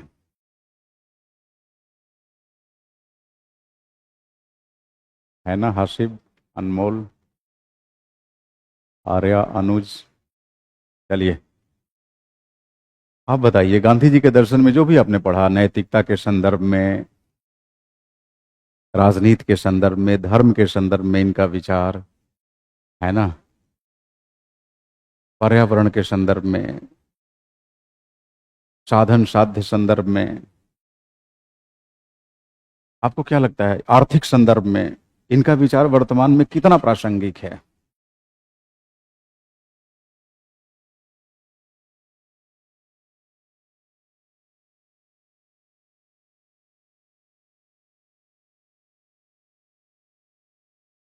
देखो जी, गांधी जी का विचार, मैं कह रहा हूं कि गांधी जी ने अर्थव्यवस्था के बारे में जो कहा है, आप चाहेंगे कि वर्तमान में उसे अपना लिया जाए? नहीं अपना सकते हैं, मतलब पूरी तरह नहीं अपना सकते हैं। भाई आज भी सरकारें लघु तथा कुटीर उद्योगों को बढ़ावा देने के लिए लोगों को प्रेरित करती है ना, और उनका वित्त पोषण भी करती है। तो भाई उस स्तर पे आंशिक रूप से गांधी जी प्रासंगिक तो हैं ही, पूरी तरह से नहीं है। अच्छा बताइए, जब राजनीति पे चर्चा होती है, राजनीति पे सुनील, तो अक्सर हम बैठकर आपस में मंथन करते हैं ना, यार राजनीति में तो ऐसा लगता है कि ढूंढे भी नैतिकता ना मिले। राजनीति में ऐसा लग रहा है नैतिक मूल्यों का पतन हो रहा है। हाँ बिल्कुल अंश, जब गांधी के नैतिक पक्षों की आप बात करेंगे तो आपको लगेगा कि इसकी जरूरत आज भी है। हाँ, इनका नैतिक विचार तब अप्रासंगिक हो जाता जब सभी नैतिकता के मार्ग पे चल पड़ते, तो फिर उस विचार का कोई मतलब नहीं। लेकिन जब तक समाज में, जब तक राजनीति में अनैतिकता है, तब तक गांधी के द्वारा नैतिकता के संदर्भ में जो हिदायत प्रस्तुत की गई है वो प्रासंगिक बनी रहेगी। आज बताइए, दुनिया वैश्विक तापन, ग्लोबल वार्मिंग, पर्यावरण संकट, ओजोन क्षरण, प्रदूषण, खास करके शहरी प्रदूषण, इन समस्याओं से जूझ रही है कि नहीं? जूझ रही है। जब भी आपकी नज़रों के सामने ये समस्याएं आएंगी पर्यावरण असंतुलन से संबंधित, बताइए गांधी प्रासंगिक हो जाएंगे कि नहीं? मन में आएगा ना, यार गांधी जी ने तो ठीक ही कहा था, काश हम अपना लिए होते। गांधी जी अहिंसा की बात करते हैं, सत्य को जीवन दर्शन के रूप में प्रस्तुत करते हैं, निरपेक्ष सत्य को। और निरपेक्ष सत्य का मतलब केवल झूठ से बोलना थोड़ी है, एक तरह से सच्चरित्रवान बनने जैसा है। आज विश्व राजनीति के अंदर आप देखिए, आए दिन कलह की स्थिति बनी रहती है, तनाव की स्थिति बनी रहती है। क्या ऐसे में गांधी द्वारा प्रस्तुत अहिंसा का विचार कारगर है कि नहीं? कारगर है। गांधी धन के विकेंद्रीकरण का समर्थन करते थे। आज दुनिया में पूंजीवाद के बढ़ते प्रभाव के कारण आप देखिए कितना तेजी से धन का संकेंद्रण बढ़ा है, और पता चला कि दुनिया के कुछ ही बड़े बड़े उद्योगपतियों के पास अधिकतम धन संकेंद्रित हो चुका है। तो जब हम इकोनॉमिक जस्टिस की बात करते हैं तो बताइए गांधी जी की याद आएगी कि नहीं? गांधी जी ट्रस्टीशिप थ्योरी की बात करते थे, न्यासिता का सिद्धांत। न्यासिता के सिद्धांत के माध्यम से वो बेसिकली ईसोपनिषद के इसी दर्शन को चरितार्थ कर रहे थे ना, कि उतना ही संचय करो जितना उपभोग कर सको। अपरिग्रह, अपरिग्रह। तो गांधी का न्यासिता का सिद्धांत आज की कारपोरेट सोशल रिस्पॉन्सिबिलिटी की जो व्यवस्था है उससे सुमेलित है कि नहीं, उससे मैच कर रही है। अब गांधी के नैतिक विचारों को भले व्यवहार में देखिए, आदर्श को कभी भी पूर्णतः व्यवहार में लागू नहीं किया जा सकता, समझ रहे हैं मेरी बात? सिद्धांत कभी भी पूर्णतः व्यवहार में लागू नहीं होता, क्योंकि व्यवहार का मतलब ही प्रैक्टिकलिटी से होता है, और प्रैक्टिकलिटी को निर्धारित करने के लिए हमें बेसिकली इन सीटू मैनेजमेंट की जरूरत पड़ती है, कि ऑन द स्पॉट हालात क्या है उसके आधार आपको आचरण करना होता है। फिर भी थोड़े मोड़े परिवर्तन के साथ अपना तो सकते ही है ना।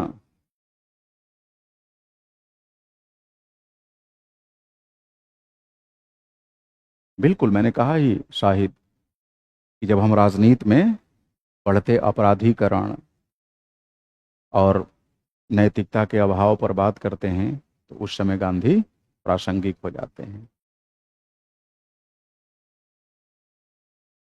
तो ये है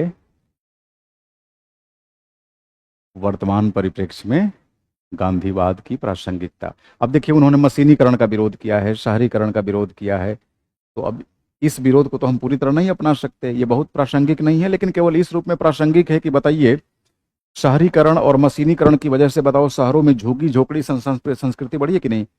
झुग्गी कल्चर बढ़ा है कि नहीं? झुग्गी झोपड़ी में रहने वाले लोग, आपको क्या लगता है कि बहुत ठाठ के साथ रहते हैं? नहीं, अमानवीय जीवन जीने को अभिशप्त रहते हैं, अमानवीय जीवन जीते हैं। तो यहाँ पर गांधी प्रासंगिक हो जाते हैं। हाँ बिल्कुल। प्लस खेती किसानी के लिए श्रमिकों का अभाव, तमाम चीजें।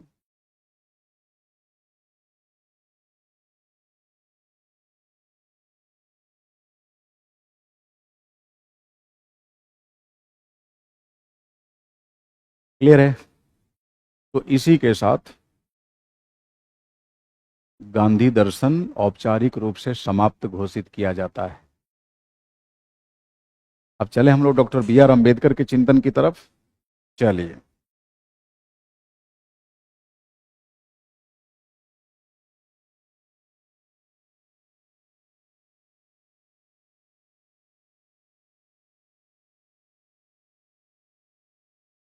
हाँ,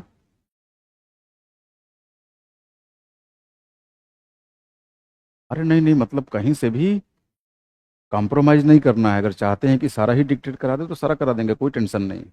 वो हो जाएगा ना। तो लिख लीजिए, टेक डाउन। वर्तमान में महात्मा गांधी के राजनीतिक चिंतन की प्रासंगिकता, है ना?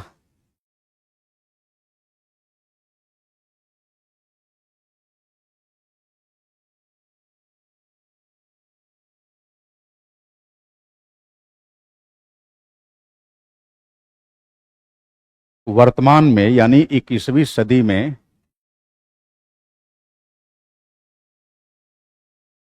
हाँ शिवेंद्र, बिल्कुल हमने आपका चैट पढ़ लिया था कि सर प्रासंगिकता लिखवा दीजिए, इसीलिए तो लिखवा रहा हूँ। Take down. वर्तमान में यानी 21वीं सदी में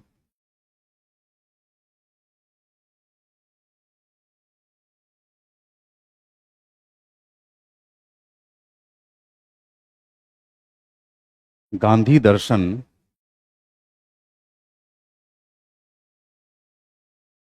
समग्रता में तो प्रासंगिक नहीं है।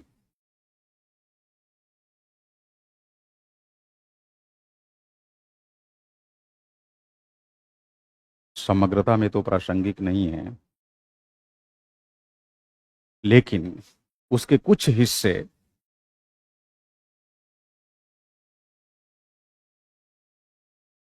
काफी प्रासंगिक है।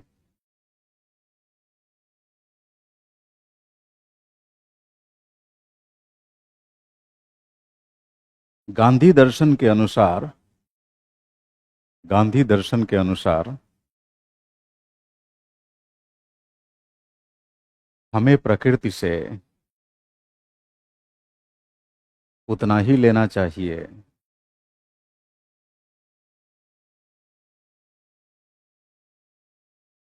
जितना जीवन यापन के लिए जरूरी है। जितना जीवन यापन के लिए जरूरी है।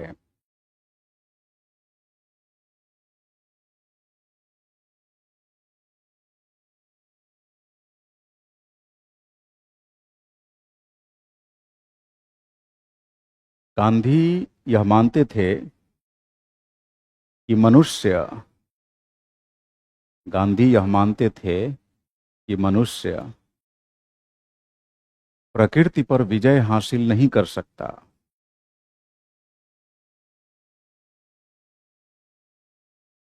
गांधी यह मानते थे कि मनुष्य प्रकृति पर विजय प्राप्त नहीं कर सकता। अतः अतः उचित यही होगा अतः उचित यही होगा कि प्रकृति के साथ मनुष्य प्रकृति के साथ सहयोगपूर्ण जीवन बिताए।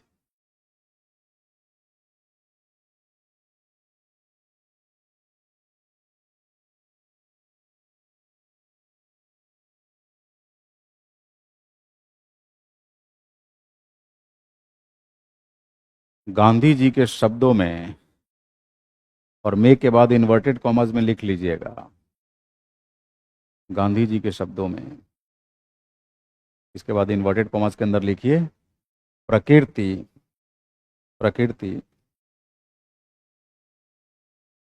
प्रत्येक मनुष्य की प्रकृति प्रत्येक मनुष्य की आवश्यकताओं को तो पूर्ण कर सकती है, किंतु लालच को नहीं।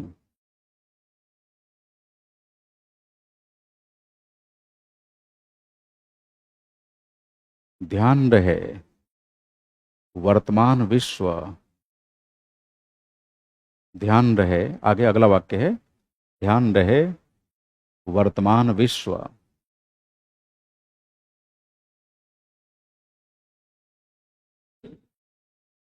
पर्यावरण विघटन, जैव विविधता का विनाश,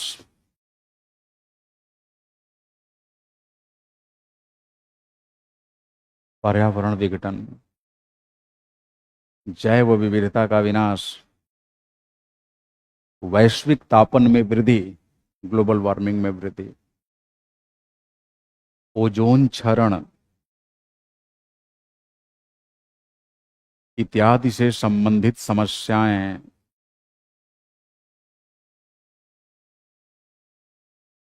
पर्यावरण के संदर्भ में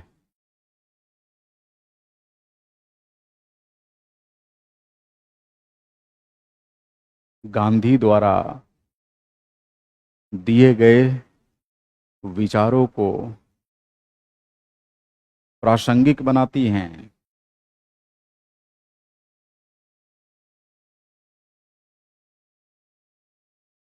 प्रासंगिक बनाती हैं। आगे लिखिए, वर्तमान समय में वर्तमान समय में पूरे विश्व में पूरे विश्व में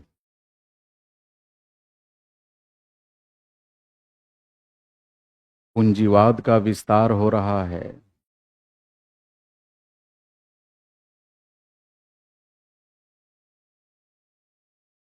पूरे विश्व में पूंजीवाद का विस्तार हो रहा है।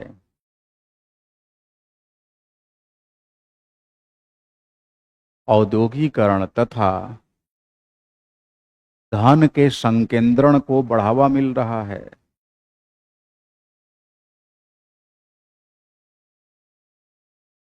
इससे तीव्र गति से बेरोजगारी भी बढ़ रही है।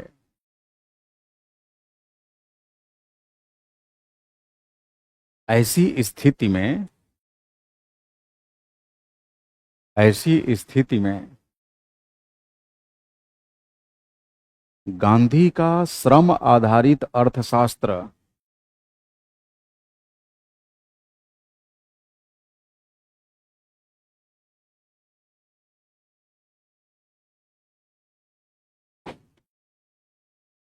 ऐसी स्थिति में गांधी का श्रम आधारित अर्थशास्त्र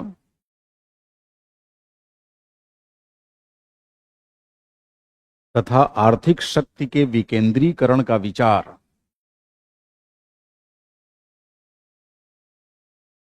तथा आर्थिक शक्ति के विकेंद्रीकरण का विचार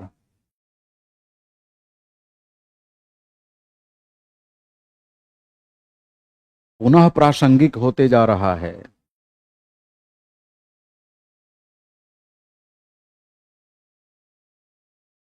पुनः प्रासंगिक होते जा रहा है।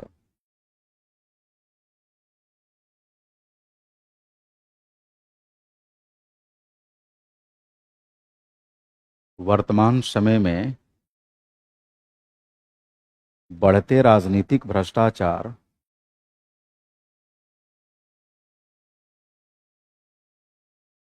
वर्तमान समय में बढ़ते राजनीतिक भ्रष्टाचार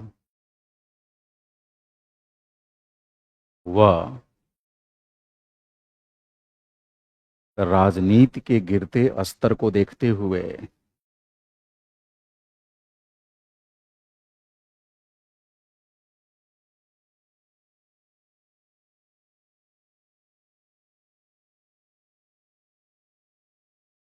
नैतिक मूल्यों पर आधारित राजनीति नैतिक मूल्यों पर आधारित राजनीति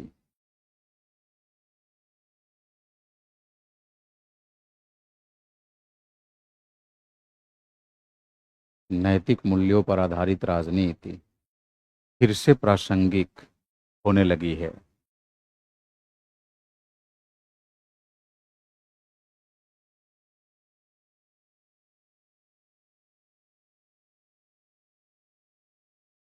वर्तमान दौर में वर्तमान दौर में शहरीकरण की बुराइयां वर्तमान दौर में शहरीकरण की बुराइयां कई रूपों में देखी जा रही हैं।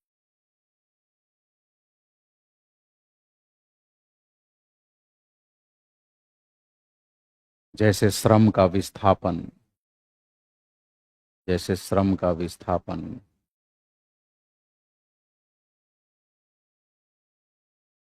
तेजी से बढ़ता प्रदूषण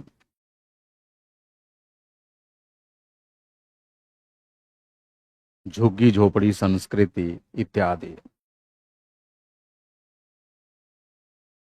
ऐसी परिस्थिति में ऐसी परिस्थिति में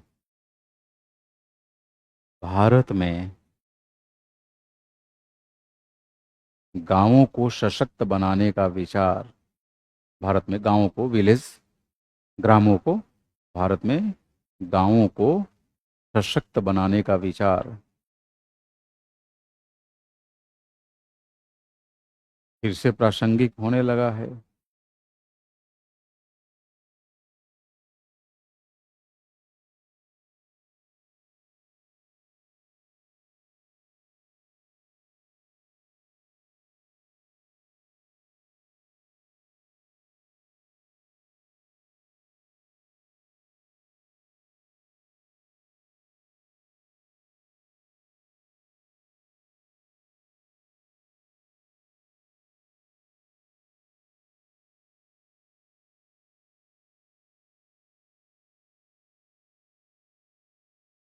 यस।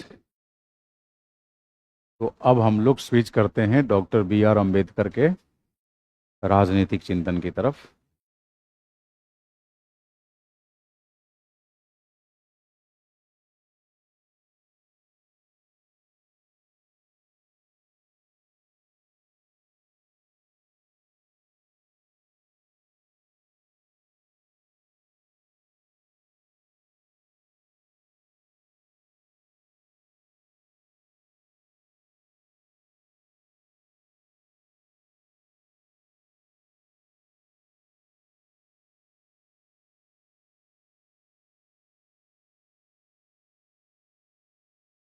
आज वेंसडे है ना, बुधवार, आज मंगलवार है।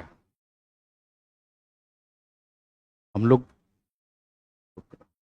हो सकता है सैटरडे से WPT में स्विच कर जाएं, वेस्टर्न पॉलिटिकल थॉट में। हाँ,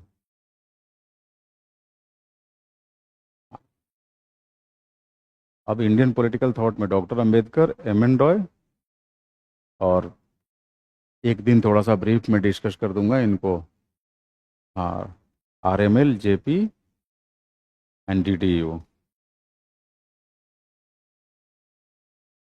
फिर हम लोग वेस्टर्न पॉलिटिकल थॉट में एंट्री ले लेंगे, ठीक है। देखो जी, डॉक्टर अंबेडकर के जीवन परिचय से तो आप पहले से रूबरू हैं, है ना। हम लोग सीधे बात करेंगे इनके थॉट की, तो हम जानेंगे कि सामाजिक न्याय के संदर्भ में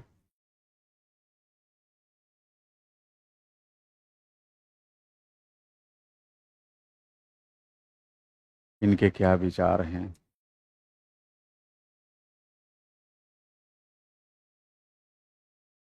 सामाजिक न्याय के संदर्भ में विचार। फिर हम बात करेंगे डॉक्टर अंबेडकर के चिंतन के अंदर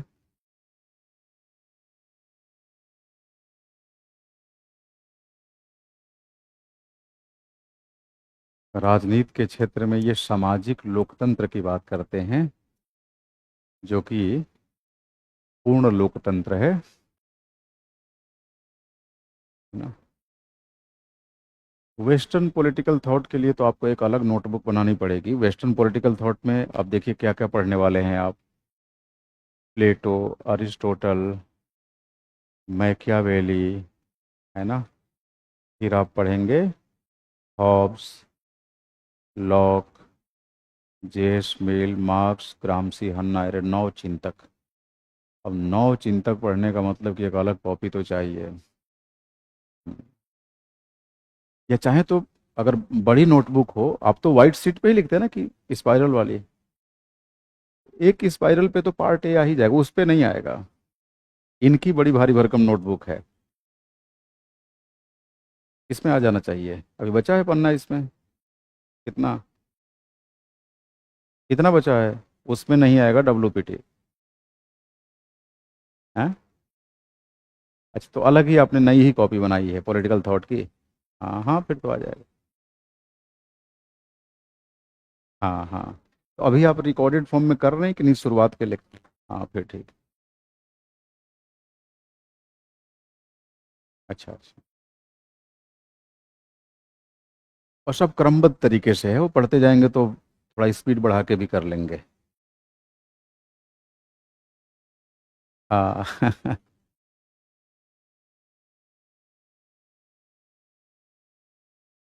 अभिषेक करें लगभग। अच्छा, पार्ट ए क्लास नोट्स आपका 400-500 पन्ने का बनता है, और लगभग इतना ही पार्ट बी का, है ना।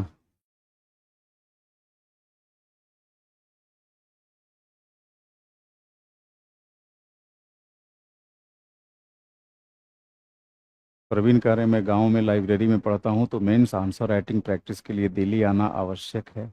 नहीं नहीं, आवश्यक जैसा तो कुछ नहीं है, अगर आपकी इच्छा है तो आ सकते हैं। ऐसा थोड़ी है कि दिल्ली आएंगे तो ही पढ़ाई होगी। हाँ, वाइट सीट पे लिखा करिए रिया, बिल्कुल। बस ये है कि पन्नों की क्रमबद्धता मेंटेन होनी चाहिए, नहीं कई बार यही कन्फ्यूजन हो जाता है कि पन्नों का क्रम क्या होगा। हम्म, तो सामाजिक लोकतंत्र पर, या सामाजिक लोकतंत्र का विचार।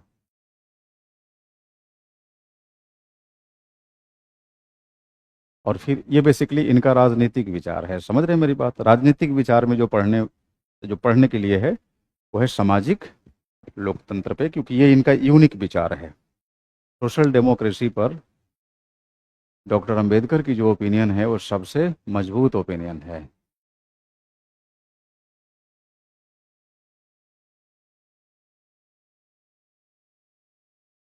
तो रोहित कह रहे स्पीड मत बढ़ाइएगा, टाइम बढ़ा दीजिएगा। नहीं, आप परिप्रेक्ष्य नहीं समझ पाए रोहित। मैं इनको समझा रहा था कि चूंकि बाद में क्लास ज्वाइन किए हैं, तो अभी तो ये नियमित लाइव क्लासेस करते हैं, बट कुछ क्लासेस पेंडिंग रह गई है, तो उसके लिए मैं कह रहा था कि आप चाहें तो थोड़ा स्पीड बढ़ा के भी रिकॉर्डेड फॉर्म में देख सकते हैं।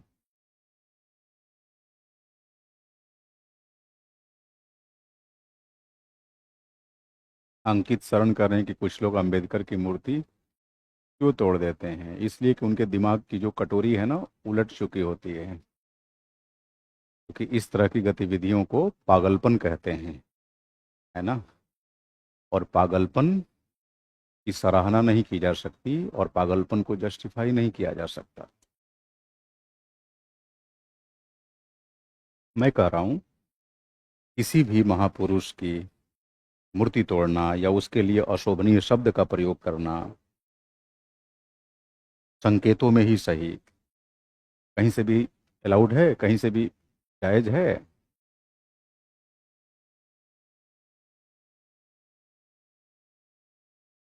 राजनीतिक रूप से कुछ लोगों की मानसिकता विकृत हो जाती है,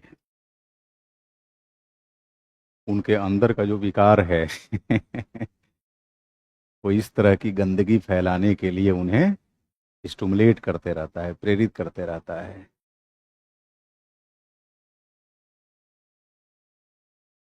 क्लास के बाद कोई आप personal mentorship exclusive batch open कर दीजिए, वी विल ज्वाइन। अब ये बात आपको केजीएस से करनी पड़ेगी, जो कुछ भी होगा केजीएस के मंच से ही होगा। हम कई बार रिवाइज आपको रिपीट कर चुके हैं कि I don't believe in personal distribution if I am working with an institutional arrangement, है ना। तो मैं ये नहीं कहता कि मैं आपकी बातों को खारिज करता हूँ, बट कई बार जब हम अपनी बातें रखते हैं तो गलत मंच पे रख देते हैं। ये बात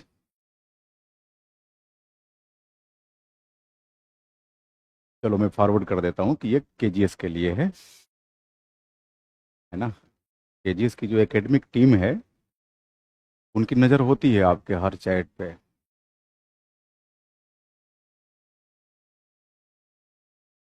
मेंटरशिप में क्या होता है, मेंटरशिप में ऐसा कहा जाता है कि स्टूडेंट्स पर विशेष ध्यान रखा जाता है।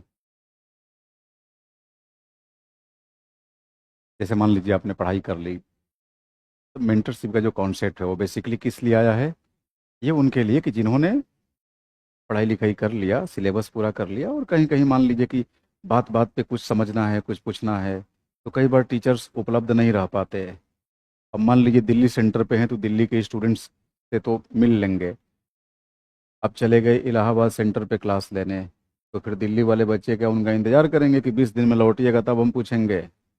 मेंटर्स, ये व्यवस्था है, एक वैकल्पिक व्यवस्था है। मैं आपका बैच ऑनलाइन लेता हूँ क्या, अब आपका बैच ऑफलाइन मिल सकता है कि नहीं, अब ये भी कोचिंग प्रबंधन ही बताएगा, मैं नहीं बता सकता। वैसे मिल सकता है, क्यों नहीं मिल सकता है, हाँ कई लोग बाद में आकर ज्वाइन किए, मिल सकता है। बट हाँ, कंफर्म नहीं कर सकते, हाँ कंफर्म है।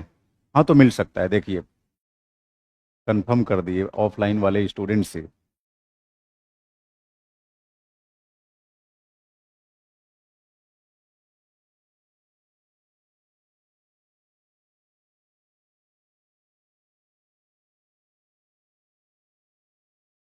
तो सामाजिक लोकतंत्र का विचार हम लोग पढ़ेंगे, और सामाजिक लोकतंत्र के बाद इनका आर्थिक विचार पढ़ेंगे। डॉक्टर अंबेडकर के आर्थिक विचार को राज्य समाजवाद का सिद्धांत कहते हैं, समझ रहे हैं मेरी बात।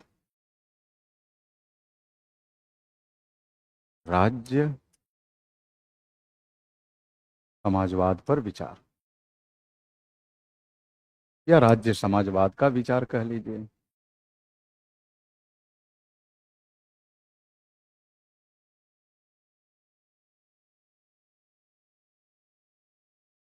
ठीक है,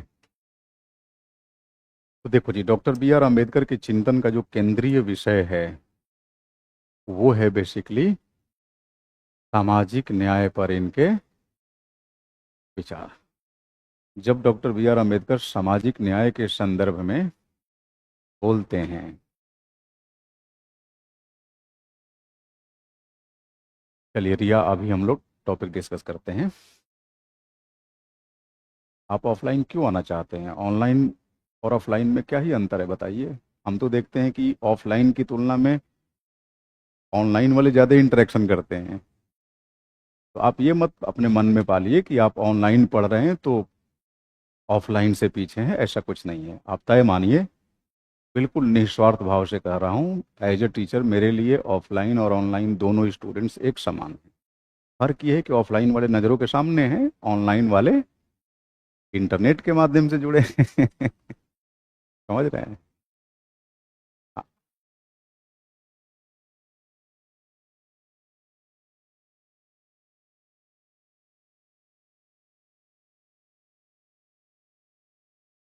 तो सामाजिक न्याय डॉक्टर अंबेडकर के चिंतन का केंद्रीय विषय है।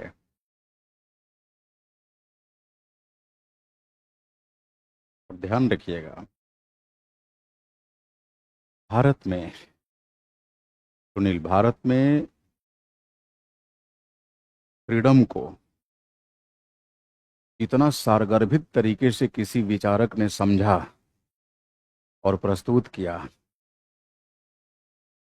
वो डॉक्टर अंबेडकर ही थे। कई बार डॉक्टर अंबेडकर पर यह आरोप लगा कि इन्होंने वंचितों के हितों को, दलित हितों को बढ़ावा देने के चक्कर में कई बार राष्ट्रीय आंदोलन को कमजोर किया, कांग्रेस का विरोध करके। इन पर आरोप लगता है राष्ट्रीय आंदोलन को हतोत्साहित करने का मतलब कि फ्रीडम से दूरी बनाना, सामान्य अर्थ में यही मान लेते हैं। बट ये फ्रीडम को जनरलाइज्ड करने जैसी बात हुई। डॉक्टर अंबेडकर फ्रीडम की तुलना में कहीं बड़ी जो सारगर्भित अवधारणा है, लिबर्टी, लिबर्टी को वरीयता देते थे। और उनका मानना था कि अंग्रेजों से अगर हमने आज़ादी हासिल कर ही ली तो क्या ही प्राप्त कर लेंगे। देश के भीतर जब समाज का कोई समूह किसी दूसरे समूह के हाथों शोषण का शिकार होता रहेगा तो ये कौन सी आज़ादी है? वंचित अगर वंचनाग्रस्त बना रहा तो आज़ाद होकर भी हम क्या ही हासिल कर लेंगे। ध्यान रखिएगा, डॉक्टर अंबेडकर पर जो लोग भी ये आरोप लगा रहे थे कि इन्होंने राष्ट्रीय आंदोलन को कई अवसरों पर कमजोर किया, जैसे सारे गोलमेज सम्मेलन में भाग ले लिए। क्या कांग्रेसियों ने सारे गोलमेज सम्मेलन में भाग लिया था? कितने गोलमेज सम्मेलन हुए थे? तीन, चार नहीं, तीन। डॉक्टर अंबेडकर सारे गोलमेज सम्मेलन में गए थे। इसके अलावा भी कई सारे अवसर रहे, जब भी एक तरफ राष्ट्रीय आंदोलन, दूसरी तरफ दलित हित, जब दोनों में टकराव हुआ तो डॉक्टर अंबेडकर हमेशा किसका पक्ष लिए? दलित हित का। अब ये भी ध्यान रखिएगा, यहाँ जो दलित का अभिप्राय है वो बहुत व्यापक है। आप शूद्र शब्द से अवगत कैसे होते हैं? धर्मशास्त्र से, मनुस्मृति के माध्यम से।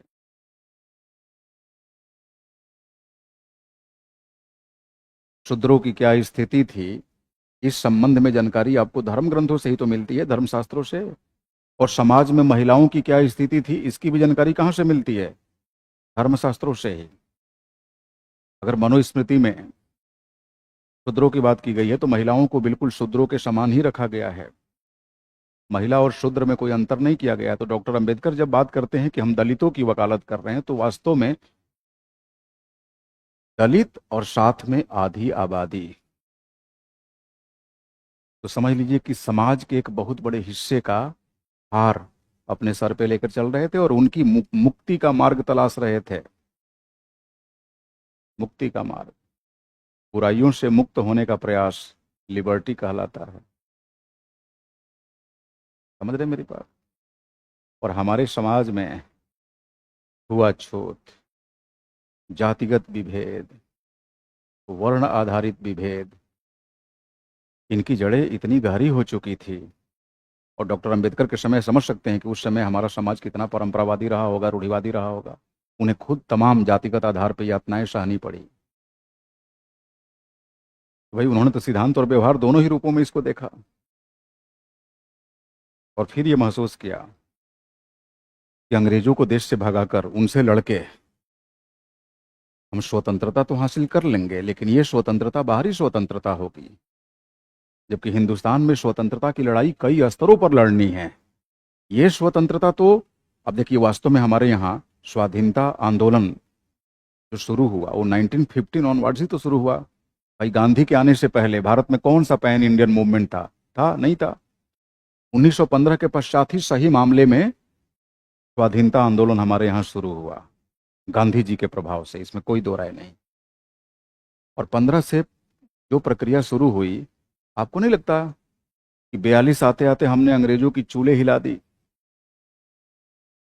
और 47 में आज़ादी मिल गई। जब हम एग्रेसिवली लगे तो वास्तव में कितना समय लगा इसमें?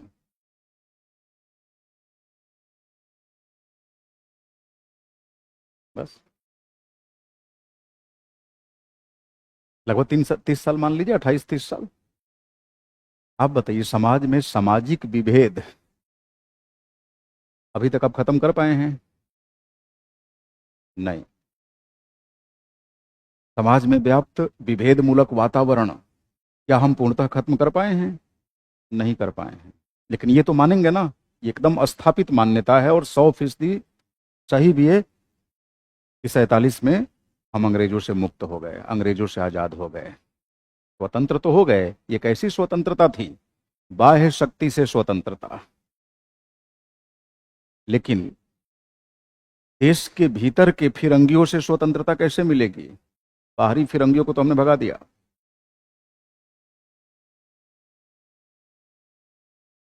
उनसे मुक्त होना स्वतंत्रता कहलाया, फ्रीडम कहलाया।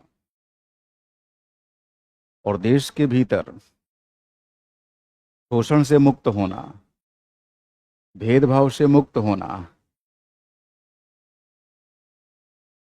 इसी को लिबर्टी बोला गया। हमारी जो सोच है, रूढ़िवादी सोच, जो जेंडर डिस्क्रिमिनेशन के लिए हमें प्रेरित करती है, जो रिलीजन वाइज डिस्क्रिमिनेशन के लिए हमें प्रेरित करती है, जो कास्ट वाइज डिस्क्रिमिनेशन के लिए हमें पुश करती है, इस सोच से स्वतंत्र होना वास्तव में मुक्ति है। इसी को लिबर्टी कहा जाता है। लिबर्टी और फ्रीडम मतलब स्वतंत्रता ही है, लेकिन एक का संबंध बाहरी स्वतंत्रता से है और दूसरे का संबंध आंतरिक स्वतंत्रता से है।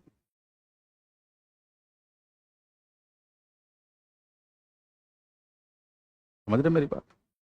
हम्म।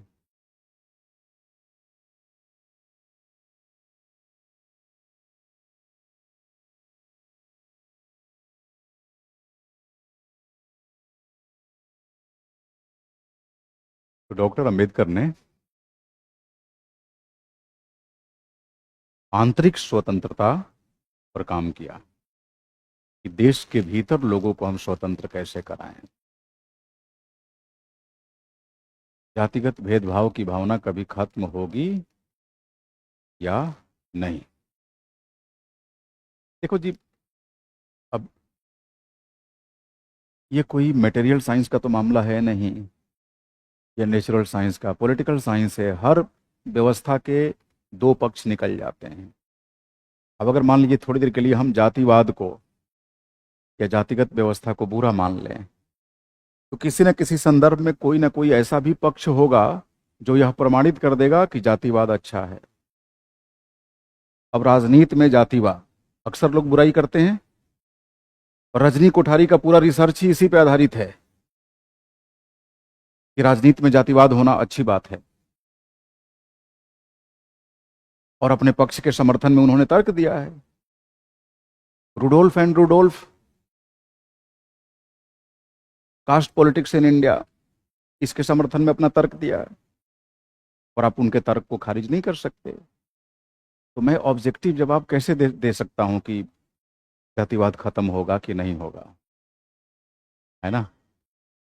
इस तरह के प्रश्नों का जवाब एक शब्द में नहीं दिए जा सकते, ऑब्जेक्टिव तरीके से नहीं दिए जा सकते।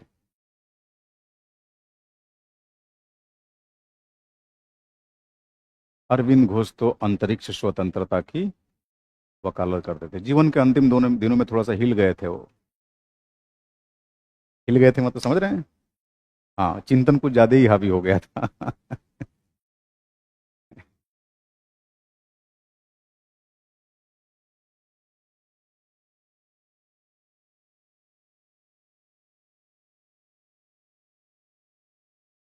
कास्टिज्म को रिप्लेस, देखो कास्टिज्म जैसी जो व्यवस्था है ना, वो किसी ना किसी रूप में हमेशा बनी रहेगी, मनुष्य की फितरत होती है।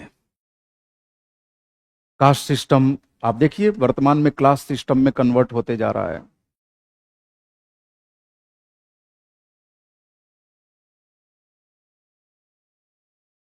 आप जातिवाद को कहाँ तक उचित मानते हैं?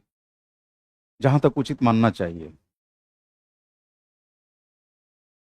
समझ रहे मेरी बात?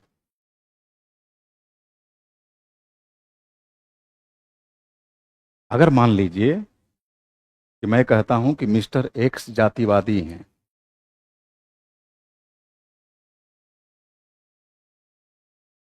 कास्टिस्ट हैं, और एक कास्टिस्ट होने के नाते शिवेंद्र, एक कास्टिस्ट होने के नाते मिस्टर एक्स हमेशा अपने कास्ट के लोगों के उत्थान के बारे में सोचते रहते हैं। शत्रुघ्न अपने कास्ट के लोगों के उत्थान के बारे में सोचते रहते हैं, तो यह जातिवाद अनुचित नहीं है।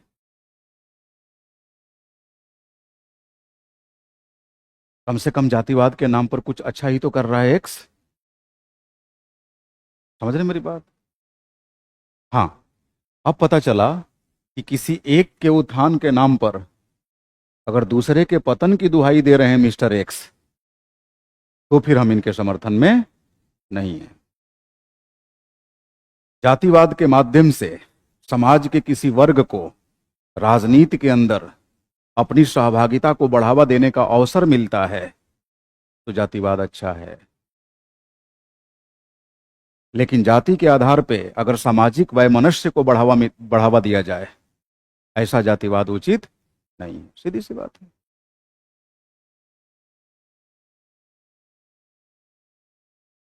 इसका स्वरूप बदल जाएगा।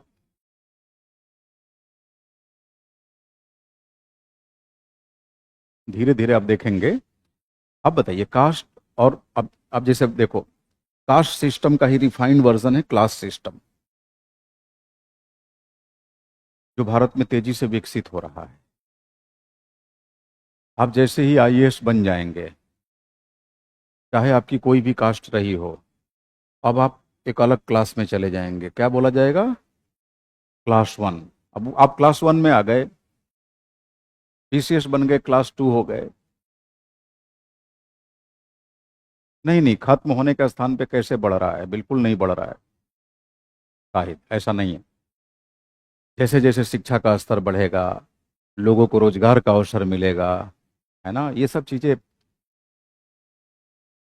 आपको नहीं लगता कि ये पूरी जो कास्ट सिस्टम है या वर्ण व्यवस्था, ये एक प्रकार की मिथ्या व्यवस्था है, अगर ईमानदारी से देखा जाए तो? अगर परंपराओं को आप किनारे कर दें, रूढ़ियों को किनारे कर दें, और आधुनिक जीवन मूल्यों की बुनियाद पर इनकी व्याख्या करने लगें, तो सारा कास्ट सिस्टम फुस हो जाएगा।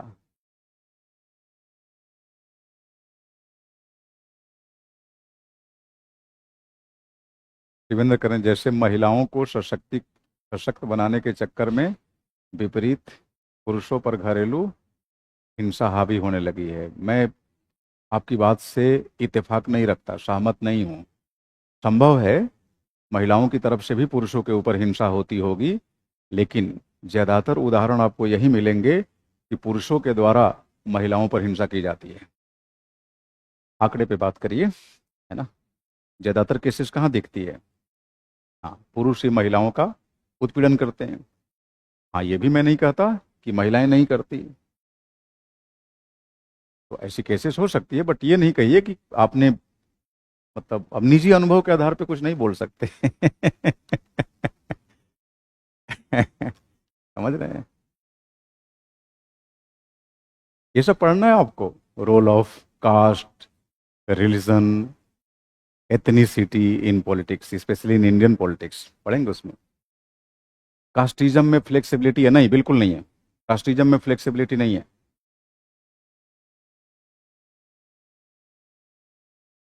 राजनीति में जाति के पक्ष को समाप्त करना उचित माना जा सकता है?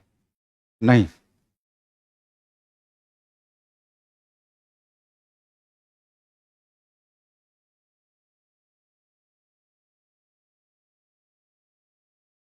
जातियों का जन्म कैसे हुआ?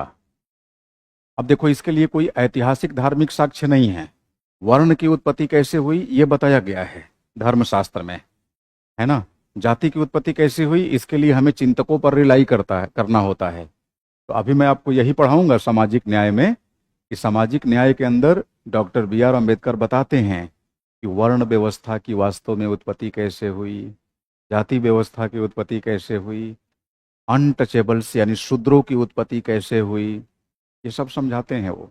ये भी बताते हैं कि इसकी वजह से हिंदुस्तान को क्या कुछ नुकसान उठाना पड़ा, इसे समाप्त करने के लिए क्या किया जाना चाहिए। लास्ट में जब इन्हें लगा कि भैंस के आगे बीन बजाने से कुछ नहीं होना, तो उन्होंने नवीन बौद्ध धर्म का अनुसरण कर लिया। देखिए, शाहिद कर अभी हाल ही में राजस्थान में निक्की नामक महिला को दहेज के लिए जिंदा जलाया गया, तो पुरुषों का शोषण कहाँ हुआ?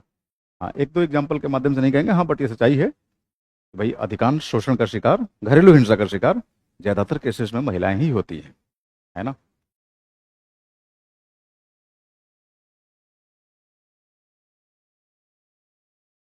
शिवेंद्र कर, राजनीति विज्ञान के अध्यापक होने के नाते अगर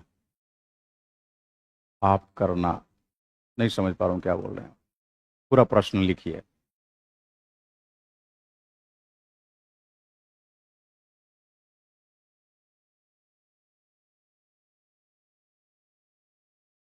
नहीं नहीं, तो उनका भी जो स्रोत है ना, शत्रुघ्न, स्रोत धर्म ग्रंथ ही है। समझ रहे मेरी बात?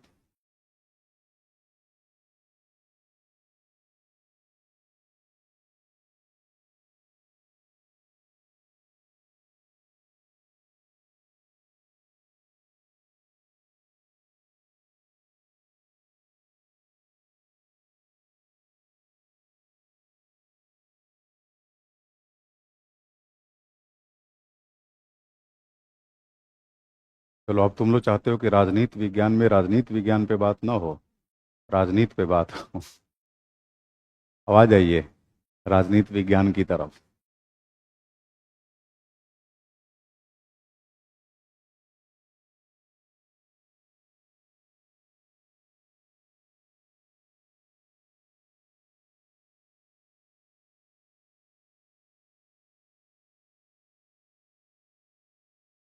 राजनीति विज्ञान के अध्यापक होने के नाते आपको क्रांतिकारी परिवर्तन करने का अवसर मिले तो आप क्या करेंगे?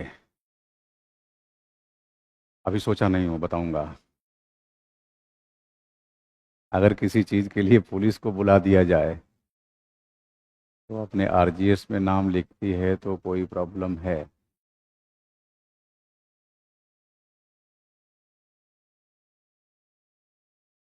सुनील, करें चैट ऑफ? चैट ऑफ क्या, थोड़ी देर में क्लास ही ऑफ कर देंगे। इंडिया में जाति ज़्यादा इम्पोर्टेंट है या धर्म? जाति। पॉलिटिकल साइंस को साइंस क्यों कहा जाता है, रिया पूछ रही हैं। शुरुआत के 3 लेक्चर देखिए, है ना, पता चल जाएगा। बहुत विस्तार से बताया हूँ ना। अभी 1 डेढ़ मिनट में क्या ही बताऊंगा मैं, मतलब कोई मेरा नोटोरियस रिस्पॉन्स नहीं है, मैं वाजिब जवाब दिया हूँ। सर जी, आप बुरा ना माने तो कब टॉपिक पर शिफ्ट करेंगे? कल।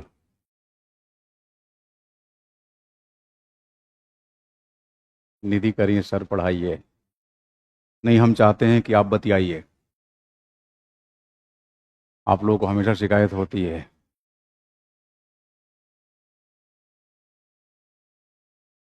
चलिए। अब मुझे लगता है सभी को संतुष्टि मिल गई, अब सबने कहना शुरू कर दिया सर टॉपिक पे आ जाइए।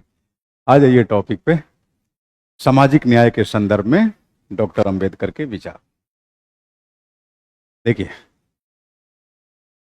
तो मैं समझ रहा था एक्चुअली, अब बहुत समय मुझे इजाज़त देगा नहीं, 5-10 मिनट बचा हुआ है, तो मैं जानबूझ के ही आप लोगों को इतना स्पेस दे रहा था कि बात कर ही लो, क्योंकि सामाजिक न्याय पर अगर विचार में शुरू करूं डॉक्टर बी आर अम्बेडकर का, तो ऑलमोस्ट 1 घंटे का डिस्कशन होता है ना। वो मेरी सोची समझी रणनीति थी, आप ये मत समझिएगा कि बातों में आपने मुझे उलझा लिया था। देखो जी, सामाजिक न्याय के संदर्भ में डॉक्टर बी आर अम्बेडकर को समझने के लिए आपको 2 किताबों का नाम बताता हूँ। मौका मिले तो उसे करिएगा, है ना, तो पढ़ लीजिएगा।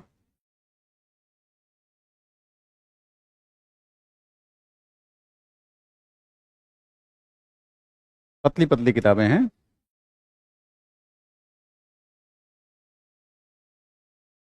एनिहिलेशन ऑफ कास्ट, जाति विनाश, और दूसरा है हूवर द शुद्राज।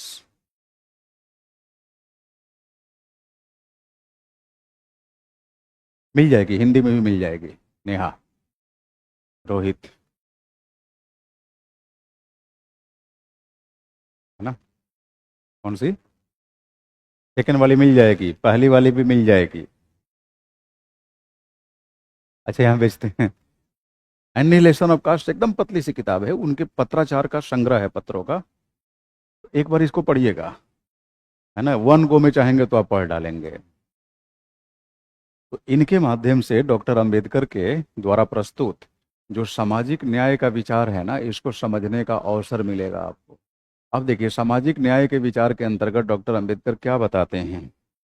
यहाँ पर इन्होंने बताया है,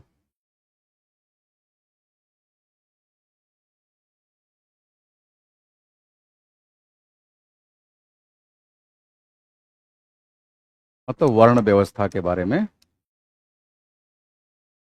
अपना विचार प्रस्तुत किए हैं।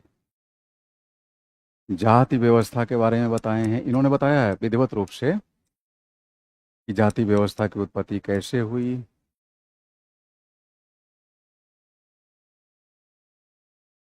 अस्पृश्यता के संदर्भ में, है ना। आप देखेंगे, और इनके तर्क भी बड़े दमदार हैं। अब अलग बात है कि उसका कोई ऐतिहासिक धार्मिक स्रोत नहीं मिलेगा, हाँ, बट जो डॉक्टर अंबेडकर ने दलील पेश की है, जो इन्होंने आधार बताया है, वो निस्संदेह लाजवाब है। हाँ, एनिहिलेशन ऑफ कास्ट, रोहित।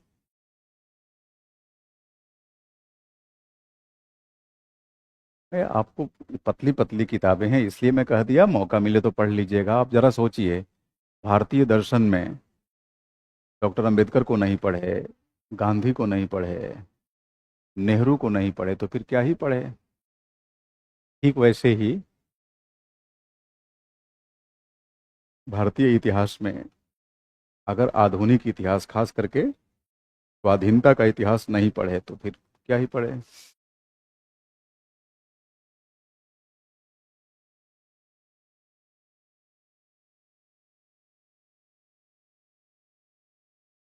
फिर इसके अंदर सामाजिक न्याय के सिद्धांत के अंदर डॉक्टर अंबेडकर ये भी बताते हैं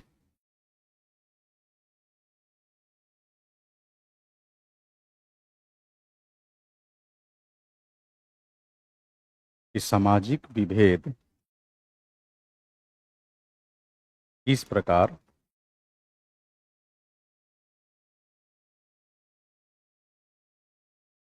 देश के लिए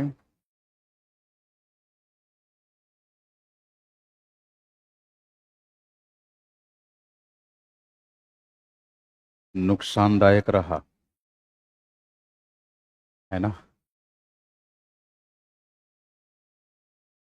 वर्ण आधारित, जाति आधारित भेदभाव को समाप्त करने का तरीका क्या है, या कह लीजिए अस्पृश्यता को भी समाप्त करने का तरीका क्या है।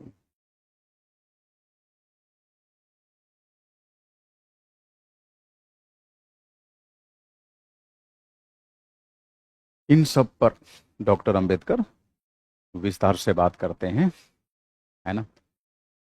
तो कल की क्लास में जब हम लोग मिलेंगे तो बिल्कुल फ्रेश तरीके से यहीं से डॉक्टर बी आर अम्बेडकर के चिंतन को प्रारंभ करेंगे।